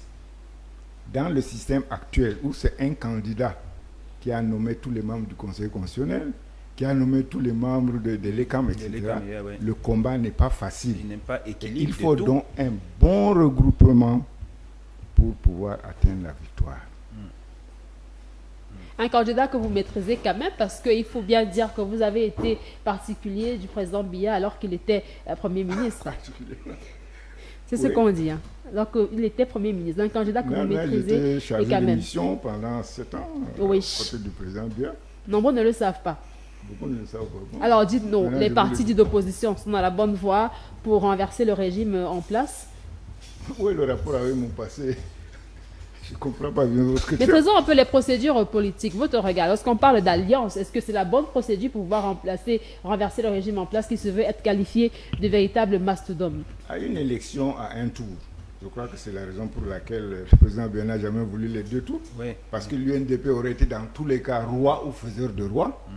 Je crois qu'on nous l'a empêché. Bon, Et maintenant, il faut que les gens réalisent que seul un rassemblement important peut arriver à déboulonner quelqu'un à qui tous les autres doivent quelque chose. Tous les membres du conseil électoral, tous les membres du conseil, etc., etc. Ce n'est pas chose facile. Donc, comme l'a dit notre président, Oui. il a rencontré beaucoup de gens, parmi lesquels des gens insoupçonnables. Je ne vous dirai pas les noms. Maurice Kamto, par exemple. Non. Lucien Bidima, finalement, avançons. Là, ça n'a rien de... Il est de l'opposition, donc Ce sont des rencontres ce n'est pas surprenant. Mais je vous dis qu'il y a des rencontres beaucoup plus insoupçonnables. Et il a promis de reprendre à partir d'aujourd'hui les mêmes démarches, les mêmes contacts avec tout le monde. D'accord. Fabrice Léna, des rencontres, oui, plusieurs partis politiques qui en rencontrent d'autres. Le PAL, on l'aura vu aux côtés du parti Univers avec le candidat Kéré Mouna. On a également vu Iodi Hiram Samuel du FDC. Alors, quel est le regard que vous avez de ces coalitions-là lorsque nombreux parlent souvent des tractations mais qui finissent par ne pas aboutir? Je suis membre de cette dynamique de plateforme pour candidats consensuels et c'est une dynamique qui a été lancée il y a 2 mois et ça suit son cheminement qui rassemble aujourd'hui 7 candidats qui sont engagés dans cette logique puisque nous tous connaissons la réalité. Les statistiques sont claires et le mapping électoral sont aussi clairs. Quand on prend anecdote de 2004, 2011 et 2018, on voit clairement, je veux prendre juste 2018. 2018, on a eu 6 600 000 Camerounais qui se sont inscrits et le taux de participation était à 53%. 53% veut dire 3 200 000 personnes ont voté effectivement. Et sur les 3 200 000 personnes qui ont voté effectivement, il est comme Cour constitutionnelle ont déclaré M. Paul Biya gagnant avec 2 500 000 personnes qui l'ont voté et le deuxième candidat, Prof Kamto, avec 700 000 personnes et Cabral avec 200 000. Cela veut dire quoi? Quand tu prends le vote de Cabral, tu prends le vote de Oshi, tu prends le vote de Prof Kamto, ça ne fait pas gagner. Maintenant, 2025, Oui. nous sommes avec 8 millions de personnes qui ont inscrit. Et quand je discute avec les jeunes, parce que moi, je suis l'un des jeunes qui voyage nombre beaucoup, de terrain, oui. qui voyage beaucoup. J'ai déjà fait les 58 départements du Cameroun, donc je discute vivement avec les jeunes. Et question d'engagement dépend des dynamiques de l'opposition de venir ensemble. Et je doute fort qu'on dépasse 65% des taux de participation pour 2025. Cela veut dire quoi? Que l'opposition compte sur 4 millions de personnes qui vont le voter et le système actuel a son base qui est toujours à 2 500 000. Mais grâce que l'UNDP se sont laissés, FNSC se sont laissés, c'est une très bonne chose, je vous félicite pour cela. J'utilise cette occasion pour féliciter FNSC et UNDP pour cela. Ça veut dire que sur les 2 500 000 qui est un static point, ça va baisser beaucoup parce qu'il s'agit du Grand Nord. Et maintenant, l'opposition a 4 millions à 5 millions de votes à partager. Si on part sur la base des candidats confirmés par Cour constitutionnelle, il y a 11 d'opposition. Les 4 millions divisés par 11 personnes va avoir 1 million. Ça veut dire qu'il est absolument nécessaire, il est absolument impératif que les gens se mutualisent les forces et les gens cherchent un candidat consensuel pour pouvoir s'en sortir dans une élection de un tour. Puisque le mapping électoral du Cameroun, le système actuel, comme mon frère disait que le plus grand chose que le président Paul Biya a donné, c'est la paix, moi je veux dire non, parce que de Bali où je sors, Nord-Ouest où je sors, sur notre plan d'action pour les campagnes, la zone la plus difficile, que le mapping des campagnes est difficile, c'est ma propre région d'origine, le Nord-Ouest. Je ne sais pas comment je veux infiltrer Santa, je veux infiltrer Kambe, je veux infiltrer Kumbalimbe et tout de suite. Et cela veut dire le système utilise ça pour se faire de 100% là-bas ou bien 90% parce que les choses de la paix est un peu difficile là-bas. Je veux chuter pour dire les tendances de ce qui se passe dans cette plateforme consensuelle, c'est la seule option qui peut sauver les Camerounais. Il faut que les gens prennent note. Puisque les gens qui refusent, qui pensent que ils peuvent faire seuls, c'est faux. C'est faux. Ça ne peut pas. Les gens qui refusent de s'asseoir sur une table consensuelle pour discuter de comment s'en sortir, c'est faux. Et je dis ça très hautement parce que en tant que je suis l'un des jeunes qui s'est engagé en politique, très jeune depuis 2014. Donc j'ai 10 ans d'expérience. Et j'ai été secrétaire général du parti des magistrats Aya Paul Abiné, qui est décidé 2024. Et notre parti a fait abstention en 2018-2020 à cause de ces crises. On s'est lancé dans le processus encore de revenir dans les élections parce qu'on a vu que notre problème, elle est politique. Et ça peut être résolu par un leader politique qui a la volonté politique de pouvoir résoudre. C'est pour ça que sur cette coalition, les tendances montrent vraiment un bon espérance, puisque chaque jour, Madame Patricia Damjoya et Akere Mona sont en train de donner des débriefings. Mais il y a 7 candidats. Donc, il y a MCNC, Bougahabe qui est engagé. Oui. Il y a Ateki Seta Karsten du parti qui est engagé. Il y a Akere Mona de Univers qui est engagé. Il y a Madame Taimeno Patricia Damjoya, la seule dame qui est engagée dans cette dynamique. Il y a aussi Issa Chiroma Bakari de FNC qui est engagé. D'ailleurs, on était ensemble hier. Et il y a Samuel Iodi Iram qui est aussi engagé dans cette dynamique. Et ça, c'est dynamique. Et on souhaite vraiment, je veux que M. Talba, on souhaite vraiment que le père Bello vraiment nous rejoigne dans cette dynamique. Et que, profitez de ma tribune. Et que en 2026, mon grand frère Bidima devient aussi d'opposition et il sent que nous ensemble quand on est d'opposition. Compris. Vous en parlez avec beaucoup d'émotion, on vous aura compris. Justin Zambo, les coalitions, la seule solution pour l'alternance au pouvoir. Oui, à partir du moment où ceux des Camerounais qui pensent comme nous avions déjà validé du fait que pour avoir une alternance dans ce pays, ça va passer par les urnes. Nous comptons sur les urnes. Parce que les urnes ont fait leur preuve par le passé. À l'époque où le chairman John Fundi fait le meilleur score d'un opposant à une présidentielle, c'est même pas Elekam n'existe pas encore, c'est le MINAC qui organise les élections. Imaginez-vous, c'est le MINAC qui organise les élections. Et on fait ce score. S'il y avait eu une coalition complète, le président Biya serait tombé en ce moment-là. Maintenant, nous sommes rendus en 2025. Il est plus qu'urgent pour toutes les forces vives de l'opposition, quel que soit leur bord, quelles que soient leurs idéologies, de coaliser pour faire tomber ce régime. Quand ce régime tombera, on pourra décider de donner une autre orientation, une autre vision à notre pays. Parce qu'on se dit que nous avons déjà vécu tout ce que nous avons vécu, ça fait plus de 40 ans, certains sont nés, ils sont devenus papa, et c'est toujours la même personne qui est là, ça pose problème. Ça pose problème.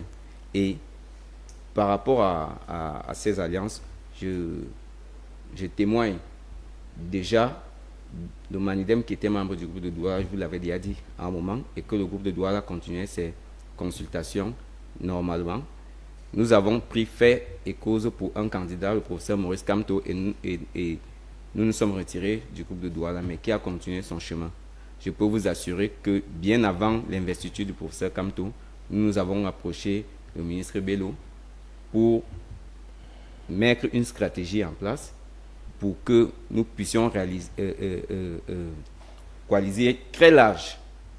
Parce que mon frère vient de faire une démonstration scientifique avec les chiffres. Des statistiques. Oui, avec des statistiques qui démontrent à suffisance que si il n'y a pas une coalition des forces de manière honnête, vraiment, ça sera peine perdue. Et ne donnez pas l'impression à ceux qui nous regardent que qui sera devant, Je vous ai dit, à un moment, il y a un clergé qui a pris la parole dans ce pays, qui a dit que même le diable pouvait remplacer. Non, oui, ça, il avait pas jusqu'à ce niveau. Hein, non, lui, il avait extrapolé. Oui. Il avait extrapolé. Mais quand il a dit, les Camerounais ont entendu et certains sont convaincus que non, même n'importe qui peut remplacer le président. C'est que j'ai dit non. Il faut une personne d'expérience, il faut un Camerounais qui a une éthique et une certaine caution populaire. Donc pour qu'on en arrive là, c'est le seul moyen qu'on ne se trompe pas. S'il n'y a pas une coalition vraie, Justin Zambo. nous avons perdu d'avance. Lucien Bidima, c'est vrai, on a eu les présentations avec des statistiques données par Fabien Léna. Fabrice Léna, voilà, excusez-moi, Fabrice Léna. La seule issue des coalitions, dit Justin Zambo. Mais lorsqu'on sait qu'on peut très bien démissionner d'une formation politique, mais ça n'engage pas forcément le choix de vos électeurs, de votre électorat. Pour commencer, ces statistiques sont fausses. Et je m'en veux le prouver. Immédiatement après l'élection de 1988, la seule élection où le président Paul Biya a eu moins de 50%, c'était l'élection de 1992. Immédiatement l'élection qui suivait, après, tel qu'il dit, le président Paul Biya a eu plus de 3 millions d'électeurs, donc ça ne s'arrête pas. Pour savoir, par rapport à ce qu'il dit, parce qu'il y a ceux qui votent et non le nombre d'inscrits. Voilà. Pour savoir que le président Paul Biya aurait pu être battu par toute l'opposition si l'opposition faisait coalition, cela devrait dire que le président Paul Biya, à une seule élection, a eu moins de 50%. Voilà, au moins là, vous n'allez pas... je suis, comme on peut dire, diplômé de l'Institut supérieur de management public. Je suis financier de formation. J'ai un DCS en finance et comptabilité. Ça veut dire quoi?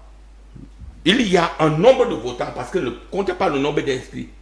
Parce que il y a le nombre d'inscrits qui est de 8 millions, mais il parle du nombre de votants.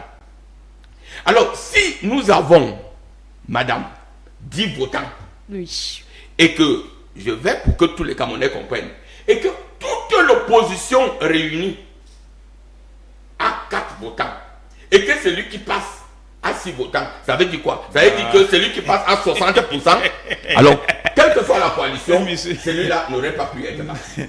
Alors, j'ai dit, la seule fois, où toute l'opposition réunie aurait pu battre le président Paul Biya, c'était en 1992. Après 1992, même la dernière élection de 2018, le président Paul Biya a eu 71%. Ça veut dire que toute l'opposition réunie n'a même pas pu avoir avec plus de 30%. Voilà. Permettez. Oui. Je suis encore là.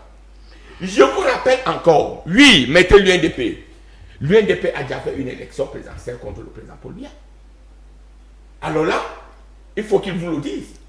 Ils ont eu quel taux de pourcentage? 19%. 19%. Et à ce moment-là, le président Paul Biya avait eu quel taux de pourcentage? Sauf qu'il n'y avait pas de coalition. Alors moi je vous dis non. Laissez les passions. Vos statistiques ne tiennent pas. 39, 35. Ça ne satisfait pas. Permettez. C'est un échange, Lucien Bidima. On peut renchérir de temps en temps. Alors, mais je veux vous dire, c'est de bonne guerre. C'est la un seule échange. fois où le président Paul Biya aurait pu être battu, c'est en 1992. Et depuis 1992. Et après 1992, le président Paul Biya a toujours eu plus de 60%. Ça veut dire que même toute l'opposition réunie, ça ne pouvait pas. Mais je reviens à votre question. D'accord. Alors là, je ne m'attarde pas. Je voulais dire que vos statistiques sont fausses. Non, je reviens à la coalition.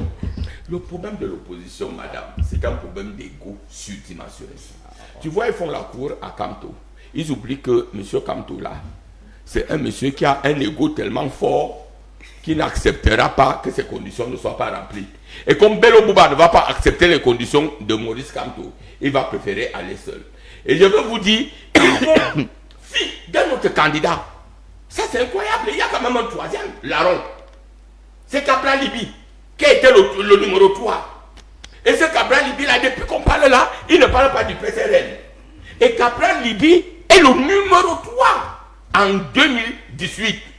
Et si vous faites quelque chose en Cabral Libi, et Cabral Libi lui aussi, il décide d'aller aux élections, seul, Cabral Libi, quelles que soient les conditions, va fragiliser votre dynamisme de l'opposition globale. Alors, mais j'ai dit, ces gens ne pourront, et je vous donne un rendez-vous je vous permets que après les élections, l'émission qui suit, je vous en conviens, c'est-à-dire je vous prie de m'inviter. Ces gens ne seront jamais unis parce qu'ils ont des ambitions. Aujourd'hui, Bello Bouba estime que c'est son tour qui est arrivé. Il a déjà l'âge qu'il est administratif, il a été vice-premier, il a été premier ministre, il a été ministre d'État, etc. C'est son tour.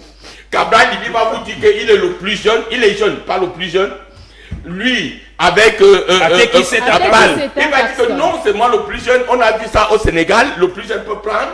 Et puis, vous irez avec Akere Mouna qui va dire que non, ça doit être le tour des anglophones. Mettez-vous derrière moi. Et vous irez avec Kamto qui va vouloir rester le Manitou, qui va dire, comme vous êtes dans le désordre là, je préfère ne rien dire à personne. Et le président Poubia va gagner. Ces gens ne vous donneront jamais un candidat. Et ils oublient que les seuls maintenant qui peuvent faire coalition véritablement, c'est les 12. C'est les 12 qui sont en liste. Parce que ces 12-là ont maintenant la légitimité d'aller aux élections. Alors madame, nous sommes à quelques mois. On va commencer. On a déjà appelé tous ces gens à Elecam pour aller donner leurs insignes. Ils courent déjà là-bas, ce que vous ne savez pas. Donc, ce qu'ils viennent vous raconter ici n'est que du bluff politique. C'est des gens qui n'ont aucun programme pour les Camerounais. Ils n'ont que des égos subdimensionnés eux-mêmes. C'est moi qui le donne. Et ça, je ne permets pas. Je dis, ils n'ont que des égos surdimensionnés pour eux-mêmes. Ils n'ont que des égos surdimensionnés pour eux-mêmes. Et je veux le dire, ce n'est pas un problème d'arrogance. C'est un problème qu'ils n'ont que des égos surdimensionnés pour eux-mêmes. Alors je dis, quand ils viennent ici, vous dites qu'ils sont en train de faire l'éclatation, ça m'étonne. Est-ce qu'ils n'en font pas? Ils le font. Et vous voyez que le Cameroun est un pays, l'un des pays pour le renseignement et le troisième en Afrique. Nous savons toutes les transactions qui sont faites. Ce qui est normal. Ce qui est normal. Puisque vous faites avec des hommes. Ouais, il ne veut pas vous dire qu'il a rencontré. Où se situe dans le C'est normal. Alors, mais j'ai dit, c'est normal. Mais, je conclue par là, madame. Oui, Lucien Tractation ou pas Vous mettez tractation. beaucoup d'émotions, oui. Opposition unique ou pas opposition unique. Le RDPC a une offre politique solide. Le RDPC est un parti représenté dans toutes les familles, même chez vous, dans votre Non, c'est faux. Le RDPC est un parti qui est dans les 5 ans. Vous êtes dans une boule de cristal. Vous devenez magicien. On va vous prendre. Vous devenez magicien là. Le Ce qui se passe chez moi. Il est l'enseignant. Le RDPC est un parti politique qui est dans les 52 départements. Le RDPC aujourd'hui est dans les 365 arrondissements. Monsieur Bizima, on revient au parti unique une fois alors. Nous comptons et je Il va suis. chuter. Il est en train de monopoliser. Restons concentrés. Bon, alors, mais j'ai dit que vous avez peur de la réalité. Non, personne n'a peur de la réalité. On n'a pas besoin de mensonges. On vous aura compris, Écoutez, je vous dis quelque chose. Je vais dire ça à l'UNDP. Quelques secondes. Nous, on a besoin, véritablement. Il y a eu trop de fémania politique. On a besoin d'un adversaire crédible, avec qui nous pouvons discuter, avec qui nous pouvons proposer quelque chose au Camerounais. Parce que nous avons une offre politique. Et nous sommes sérieux et nous continuons à dire que nous ne sommes pas condescendants. Nous appelons même le Manidem aujourd'hui. Nous vous avons donné quelques secondes pour on revient au parti unique. Non, on revient au parti unique. Ce n'est pas ici que vous le ferez. Vous pouvez, alors, mais tous les Camerounais doivent savoir que c'est le rendez-vous d'un homme avec le peuple, le rendez-vous du président Paul Biya avec le peuple camerounais. Talba qui a la parole, Lucien Bidima, trop d'émotions, on va y arriver quand même. Chacun doit pouvoir parler, mais surtout parler de vous et de votre RDPC, vraiment. Alors, Mohamedou Talba. Non, vous n'avez pas fait une émission pour le RDPC. Moi également, vous ne savez pas ce qui se passe. Alors, dites-nous quand même des statistiques qui ont été faites, mais en face, on se dit qu'il n'y aura jamais de candidat consensuel de l'opposition. L'opposition et les problèmes de leadership quand même aussi. Non, vous savez, même Frouni n'était pas un candidat unique. Il a été appuyé par beaucoup d'autres candidats, beaucoup d'autres personnes, mais il n'était pas le seul.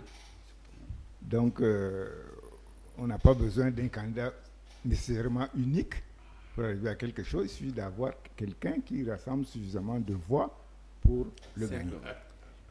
Vous deux, vous êtes très jeunes, mais je vais demander à M. Bidima. Que vous dit 19 octobre 1992?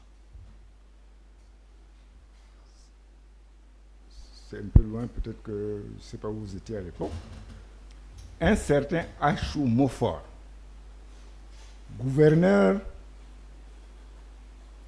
de la province de l'Est, a écrit au président Biya et a écrit sa lettre de démission de ses fonctions de président de gouverneur de la région de province. l'Est. Savez-vous pourquoi? Cherchez, je ne vous le dirai pas ici. Cherchez. Deuxième question que je me pose, nous savons maintenant que tout le monde se plaint. Ça ne vous étonne pas que, même si nous sommes responsables, peut-être à 5% des avances... À combien? 5%. Vous êtes responsable 5% après 20 ans? J'expliquerai pourquoi. Après 20 ans avec le EDPC, Permettez-lui d'aller au bout de ses propos. incroyable. J'expliquerai pourquoi. Alors, cherchez donc ce document. Si on vous retrouve quelque part, je vous le ferai lire. Vous comprendrez que c'est excédé par des pratiques antidémocratiques qu'il a démissionné. Bon.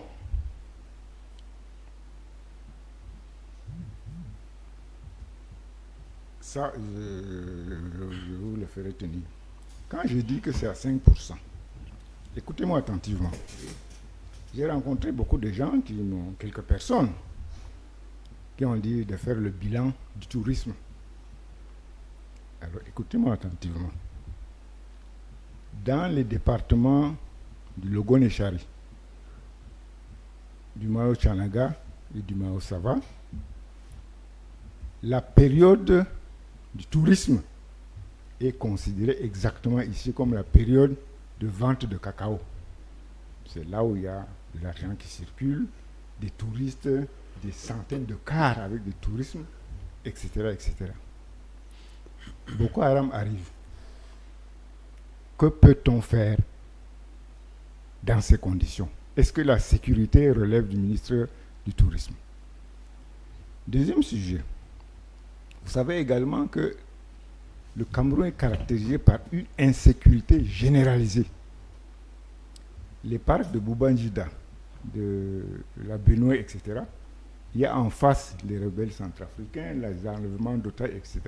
Comment voulez-vous qu'on ait un bilan satisfaisant en matière de tourisme? Troisième élément, les hôtels de l'État sont tous en état de délabrement. Heureusement pour nous, il y a des hommes d'affaires qui ont construit des beaux hôtels ici à Yaoundé, à Douala, à Limbe, etc., où ça subsiste encore. Donc, vraiment, moi, je maintiens que c'est peut-être à 5-6% parce que il fait un temps où quand même quelqu'un comme Kodok avait eu l'agriculture, avait eu le plan et l'aménagement du territoire à l'époque, etc., etc. Mais là où c'est le cas, vraiment, j'ai beaucoup de peine à le dire parce que je sais que nous sommes écoutés, mais accepter quand même que ça ne dépasse pas 10%. D'accord, vous faisiez presque un bilan là, mais on vous demande aussi un possible candidat consensuel de l'opposition. Est-ce qu'on peut le voir en 2025? Un unique candidat, c'est certainement pas possible. Mais un candidat appuyé par beaucoup, capable de renverser la vapeur, comme a failli le faire ou l'a fait, je ne sais pas. L'a fait. Non, moi je dis comme l'aurait fait. C'est mieux comme ça. Je vous dis, ça c'est très possible. Mais c'est certain qu'il n'y aura pas un candidat unique. Est-ce que l'UNDP est prêt à se mettre avec les autres pour en sortir un candidat consensuel? Ou alors, Bello veut lui-même aller aux élections? Je vous ai dit d'une façon très claire qu'avec ce système-là, il faut une large coalition. Je ne dis même pas une petite coalition, une large coalition. Tous les 12, tous les 11. Au-delà. Mais d'abord. Non, c'est son réel. Il va chuter, je viens vers vous. Il y en a peut-être qui n'ont pas été retenus, qui ont peut-être plus de poids que d'autres. Ça, on verra. Ce qui est certain, c'est que, comme l'a dit le président Bello lors de sa conférence de presse, il a rencontré beaucoup de gens, beaucoup de candidats, beaucoup de partis politiques. J'ajoute encore, même certains qui sont inimaginables. Vous nous mettez vraiment au travail. On a envie de savoir l'imaginaire. Et qu'il continue à le faire à partir d'aujourd'hui, à continuer à toucher. Il n'y a pas une voix de trop. Toute voix est utile. D'accord, Fabrice. Il y a quelque chose sur ces questions de coalition que j'aimerais préciser, puisque les Camerounais font les débats autour de est-ce que les 11 candidats d'opposition retenus peuvent venir et produire une seule personne. Là, c'est difficile. Vous savez pourquoi? Puisque il y a plusieurs enjeux que peut-être on ne veut pas tout dire ici. Mais il y a un travail de fond que nous, on a fait au niveau de notre mouvement. Dans les 58 départements du Cameroun, il y a les associations, il y a les mouvements de jeunes, il y a les partis politiques, il y a les hommes intègres, il y a les leaders d'opinion, que si vous les rassemblez, ça veut dire que dans les 58 départements du Cameroun, autour de quelqu'un qui a un poids lourd, vous allez battre RDPC sans stress. Il y a ces choses qui est première des choses. Deuxième des choses, c'est que vous faites ces rassemblements et il y a moyen de campagne qui est très lourde aussi. Ça, c'est deuxième des choses. Troisième des choses, c'est que le système est affaibli par la démission de UNDP, FNSC. C'est clair. Personne ne peut pas ignorer ou refuser ça. Ça, c'est clair. Ça veut dire que ça, ce sont les facteurs en faveur d'opposition. Troisième chose, on est vers la fatigue de système. Fatigue qui est une fatigue qui a fait depuis 43 et counting. On est encore sur place, qui fait que notre génération, les jeunes que moi je les encourage dans le leadership politique, depuis 2014, celui qui était 13 ans en 2018 à 20 ans aujourd'hui, qui est capable de voter. Donc cette nouvelle génération de jeunesse camerounaise qu'on appelle Gen Z, qui constitue plus de 75% de notre population, n'est plus prête. Et c'est pour ça que vous voyez, quand le jeune candidat, le plus jeune candidat, Hiram Ayoudi est venu, il est allé déposer sa candidature à l'ECAM et mettre une certaine musique qui part un peu avec la jeunesse. Il y avait toutes ces tendances et on commence à dire, et il a vendu son image à TikTok avec toutes ces choses. Ça veut dire quoi? Ça veut dire qu'il y a un autre allure que cette génération regarde. Et c'est sur coalition est très possible. Il y a plusieurs types. Consensuel et impossibilité, que je veux vous dire. Et consensuel ne va pas prendre tout le monde, que les gens sachent. Ça peut être 1, 2, 3, 4, maximum ou 5. Maintenant, un poids lourd ou deux poids lourds qui viennent ensemble, et maintenant, ils recherchent donc les profils des gens sur les 85 qui a déposé non rejeté, prend quelques là-bas, disons 8 ou 15, et maintenant chercher dans les leaders d'opinion autour. C'est un travail de fond à faire. Et nous sommes là pour ça, parce qu'on a fait ce travail. On connaît dans les 58 départements du Cameroun, oui, ceux qui viennent pour dire que je ne suis plus avec ces gens. Nous, on veut le changement. Oui, Fabrice Pas quand je conduis la voiture de BMAC à Omisport, les trous de la route et ce qui se passe, ça, c'est vraiment, ça nous fatigue. Plusieurs travaux sont engagés, on constate quand même un changement. Vous passez par où? BMAC était négligé plus. Nous parlons de l'état des routes, peu importe de la période. Est-ce que les travaux sont en train d'être faits? Est-ce qu'il y a eu des améliorations? Là est la question. Fabrice Léna, est-ce qu'il y a eu des améliorations? Là est la question. Je suis en train de répondre. Ce qui m'étonne et m'énerve, c'est que nos routes de la vie urbaine de Yaoundé sont construites comme aménagement d'un camp de réfugiés que les gens vont rester là-bas temporairement et après ils vont se répondez par oui, mais pas non. On va avancer dans le débat. C'est pas question de oui ou non. Parce que est-ce que les travaux sont en train les gens ne veulent pas goudronner la route et il y a les graviers sur la route et après c'est un mais est-ce que les travaux sont faits? Répondez quand même. Question n'est pas question de faire les travaux. Madame, excusez-moi. Peut-être vous allez commenter après, mais répondez quand même. En 2021, on a eu Cannes au Cameroun. Vous savez ce qui s'est passé, les travaux de route? J'ai été ici en Gousso. On a goudronné toutes les routes de Gousso. Mais juste 2 ans après, les trous qui sont en route là, on vous dit qu'on a goudronné en 2021, vous ne pouvez pas croire. C'est la même chose avec Moutengene Boya My 17. Moutengene Boya My 17 était construit quand il y avait Cannes. On a goudronné la route jusqu'à Stade Boya Talimbe. Oui. Mais aujourd'hui, les routes sont... Mais ça sert à quoi de refaire les routes chaque séance électorale? C'est pour ça que j'ai dit, si ça vous énerve comme ça m'énerve, On se rassemble et on les fait partie. Comme quoi, et elles il sont faut en que- train d'être refaites, mais vous aimeriez que ce soit vraiment bien refait en fait. bien fait. D'accord, une Soit on question fait encore plus. bien, ou on ne L'horloge fait pas. tourne, l'horloge tourne, et le temps, c'est moi qui le contrôle quand même Merci sur ce beaucoup, plateau. madame. Une question à vous, parlant tout à l'heure du candidat consensuel peut-être par rapport à ces différentes tractions. Est-ce que vous pensez que même si 2, 3 ou 4 se réunissent, on peut facilement en sortir un nom pour nous représenter? Exactement. Très facilement. Oui, oui, oui, oui. Pour l'histoire, ça va se faire. Notre génération est différente. Génération Imsounis.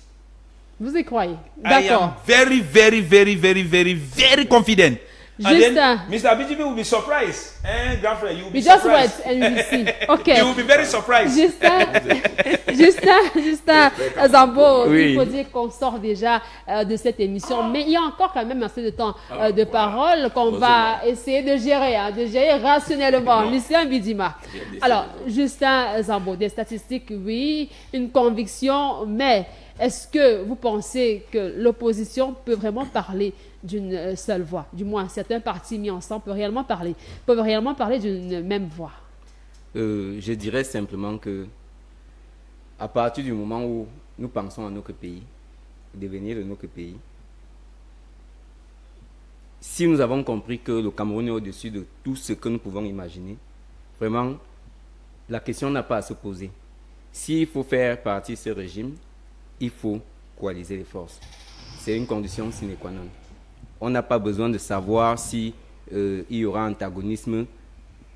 Quand il faut trouver une solution à un problème et qu'on connaît la solution à ce problème, il faut poser ce problème sur la table et faire taire tous nos projets, toutes nos convictions et passer à un objectif qui nous est commun, celui de faire tomber le régime de manière démocratique. Donc, la question n'a pas à se poser. Ça, c'est quelque chose qui est bel et bien possible. Si eux, ils ont pu se maintenir au pouvoir jusqu'à ce jour, ça veut dire qu'il y a aussi une possibilité qu'ils partent du pouvoir et qu'ils partent aussi faire l'école de l'opposition pour revenir un autre jour, corriger les fautes de ceux qui seront déjà au pouvoir en ce moment-là. D'accord, Lucien Bidima, vous l'avez dit tout à l'heure, le RDPC qui aussi ouvre la porte à tous ces partis dits d'opposition pour travailler ensemble. Alors, madame, je crois que vous êtes au cœur de l'activité parce que CAM 10 ne manque pas cette actualité. Vous avez constaté depuis un moment ce que je peux appeler une déferlante au palais de l'unité. Des gens qui viennent de partout, présidés par le ministre, qui sont reçus par le ministre d'État, Ferdinand Ongongo, sur autre instruction du président de la République. Vous avez vu, les gens partent du nord, du sud, de l'est, à l'ouest, de toutes les régions. Les hommes politiques, les patriarches, comment je peux dire, les hommes d'affaires, et même les hommes de toutes les catégories sociales, y vont pour manifester leur soutien au président Paul Biya. De deux, ce que vous ne mettez pas de côté, c'est que le LDPC, lui aussi, il ne reste pas à marge de coalition. Il y a des partis politiques aujourd'hui, plus de 20, qui sont avec nous. Nous, on ne fait pas trop de publicité. Ce que vous ne savez pas, c'est que effectivement, nous ne négligeons pas le fait que l'UNDP soit partie de la coalition. Nous refusons tout de même que l'UNDP en vienne à dire qu'il n'est pas responsable du bilan.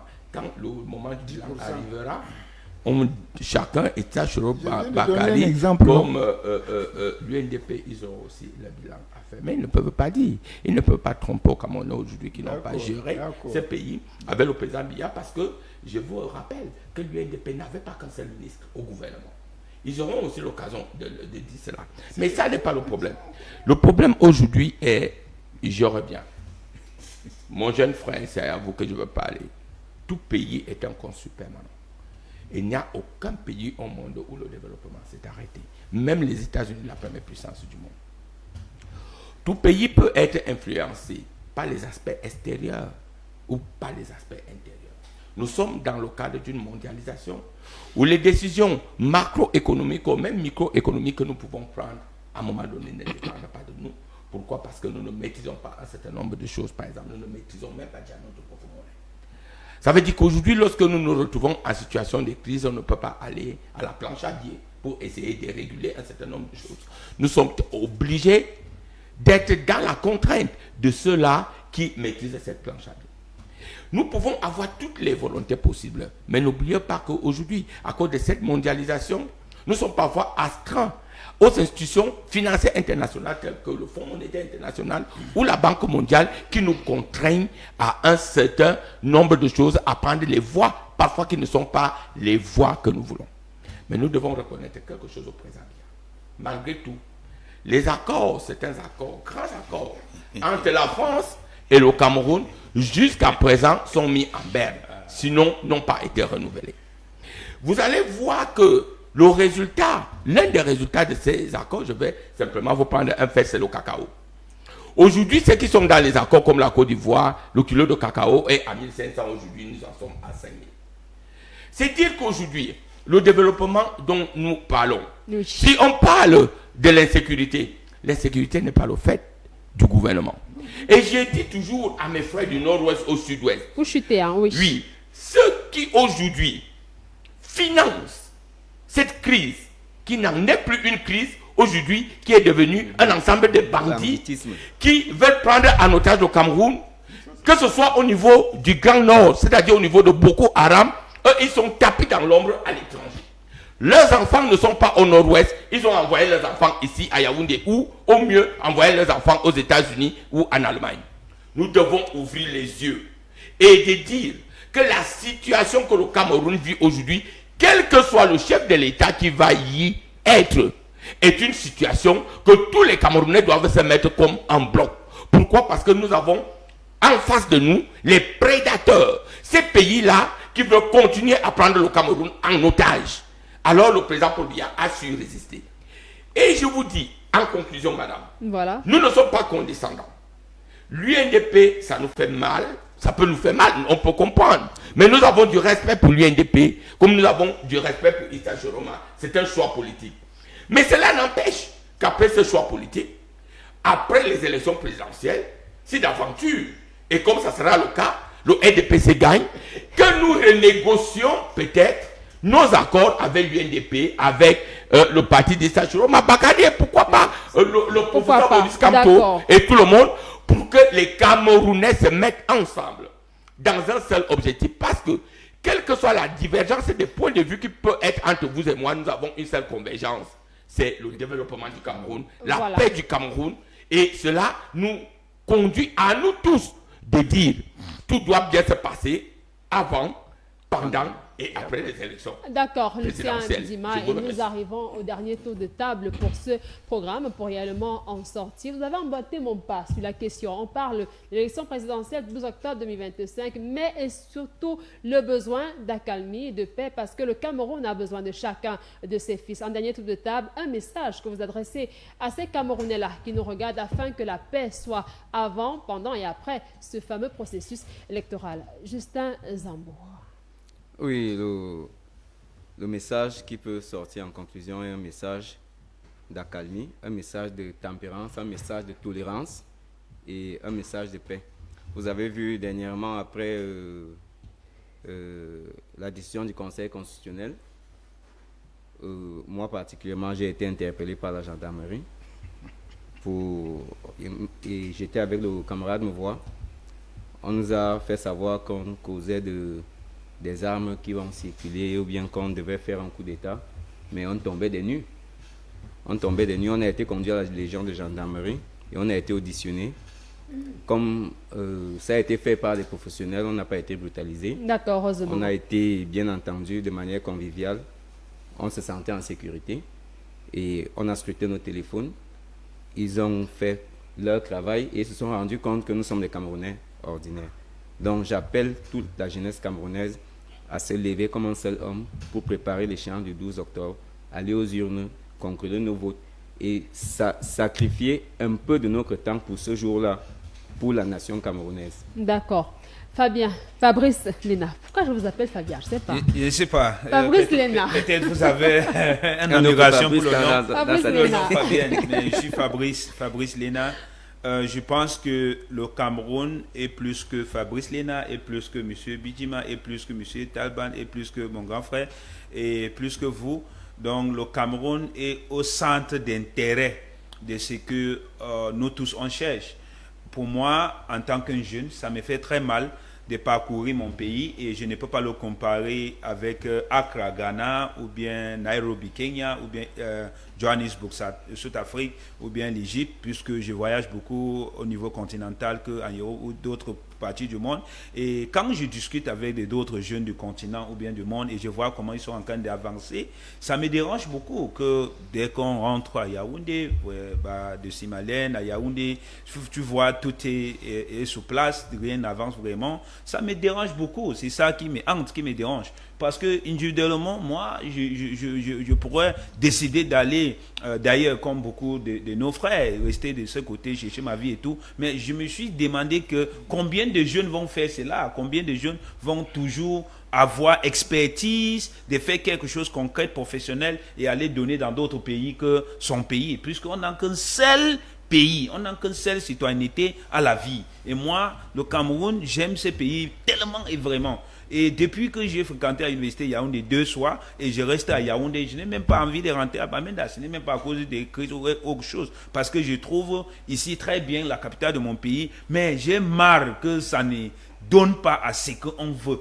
Si le développement dépasse le parti au pouvoir, que c'est eux qui définissent la politique publique, qui permettent que la concurrence de management de ces pays passe aussi à d'autres personnes, puisque Dieu n'a pas donné la sagesse ou monopole de gestion d'un peuple ou un pays à la tête d'une seule personne ou aux mains d'une seule partie politique. C'est vraiment, on doit avoir cet esprit d'ordonnance. Et on souhaite que vraiment après 2025, on peut arriver au terme où on change vraiment mandat présidentiel pour que ça soit alternatif. Merci beaucoup. Et j'appelle vraiment UNDP, puisque vous êtes un baobab qu'on reconnaît, et FNLC, le Grand Nord vous appartient, et nous autres qui sommes dans les difficultés électorales à cause des crises, on vous soumet vraiment ces doléances publiquement, au vu des Camerounais, qu'on doit se rassembler, et c'est lui qui n'a pas la quantité électorale, doivent être humble pour demander à l'autre qui a la quantité électorale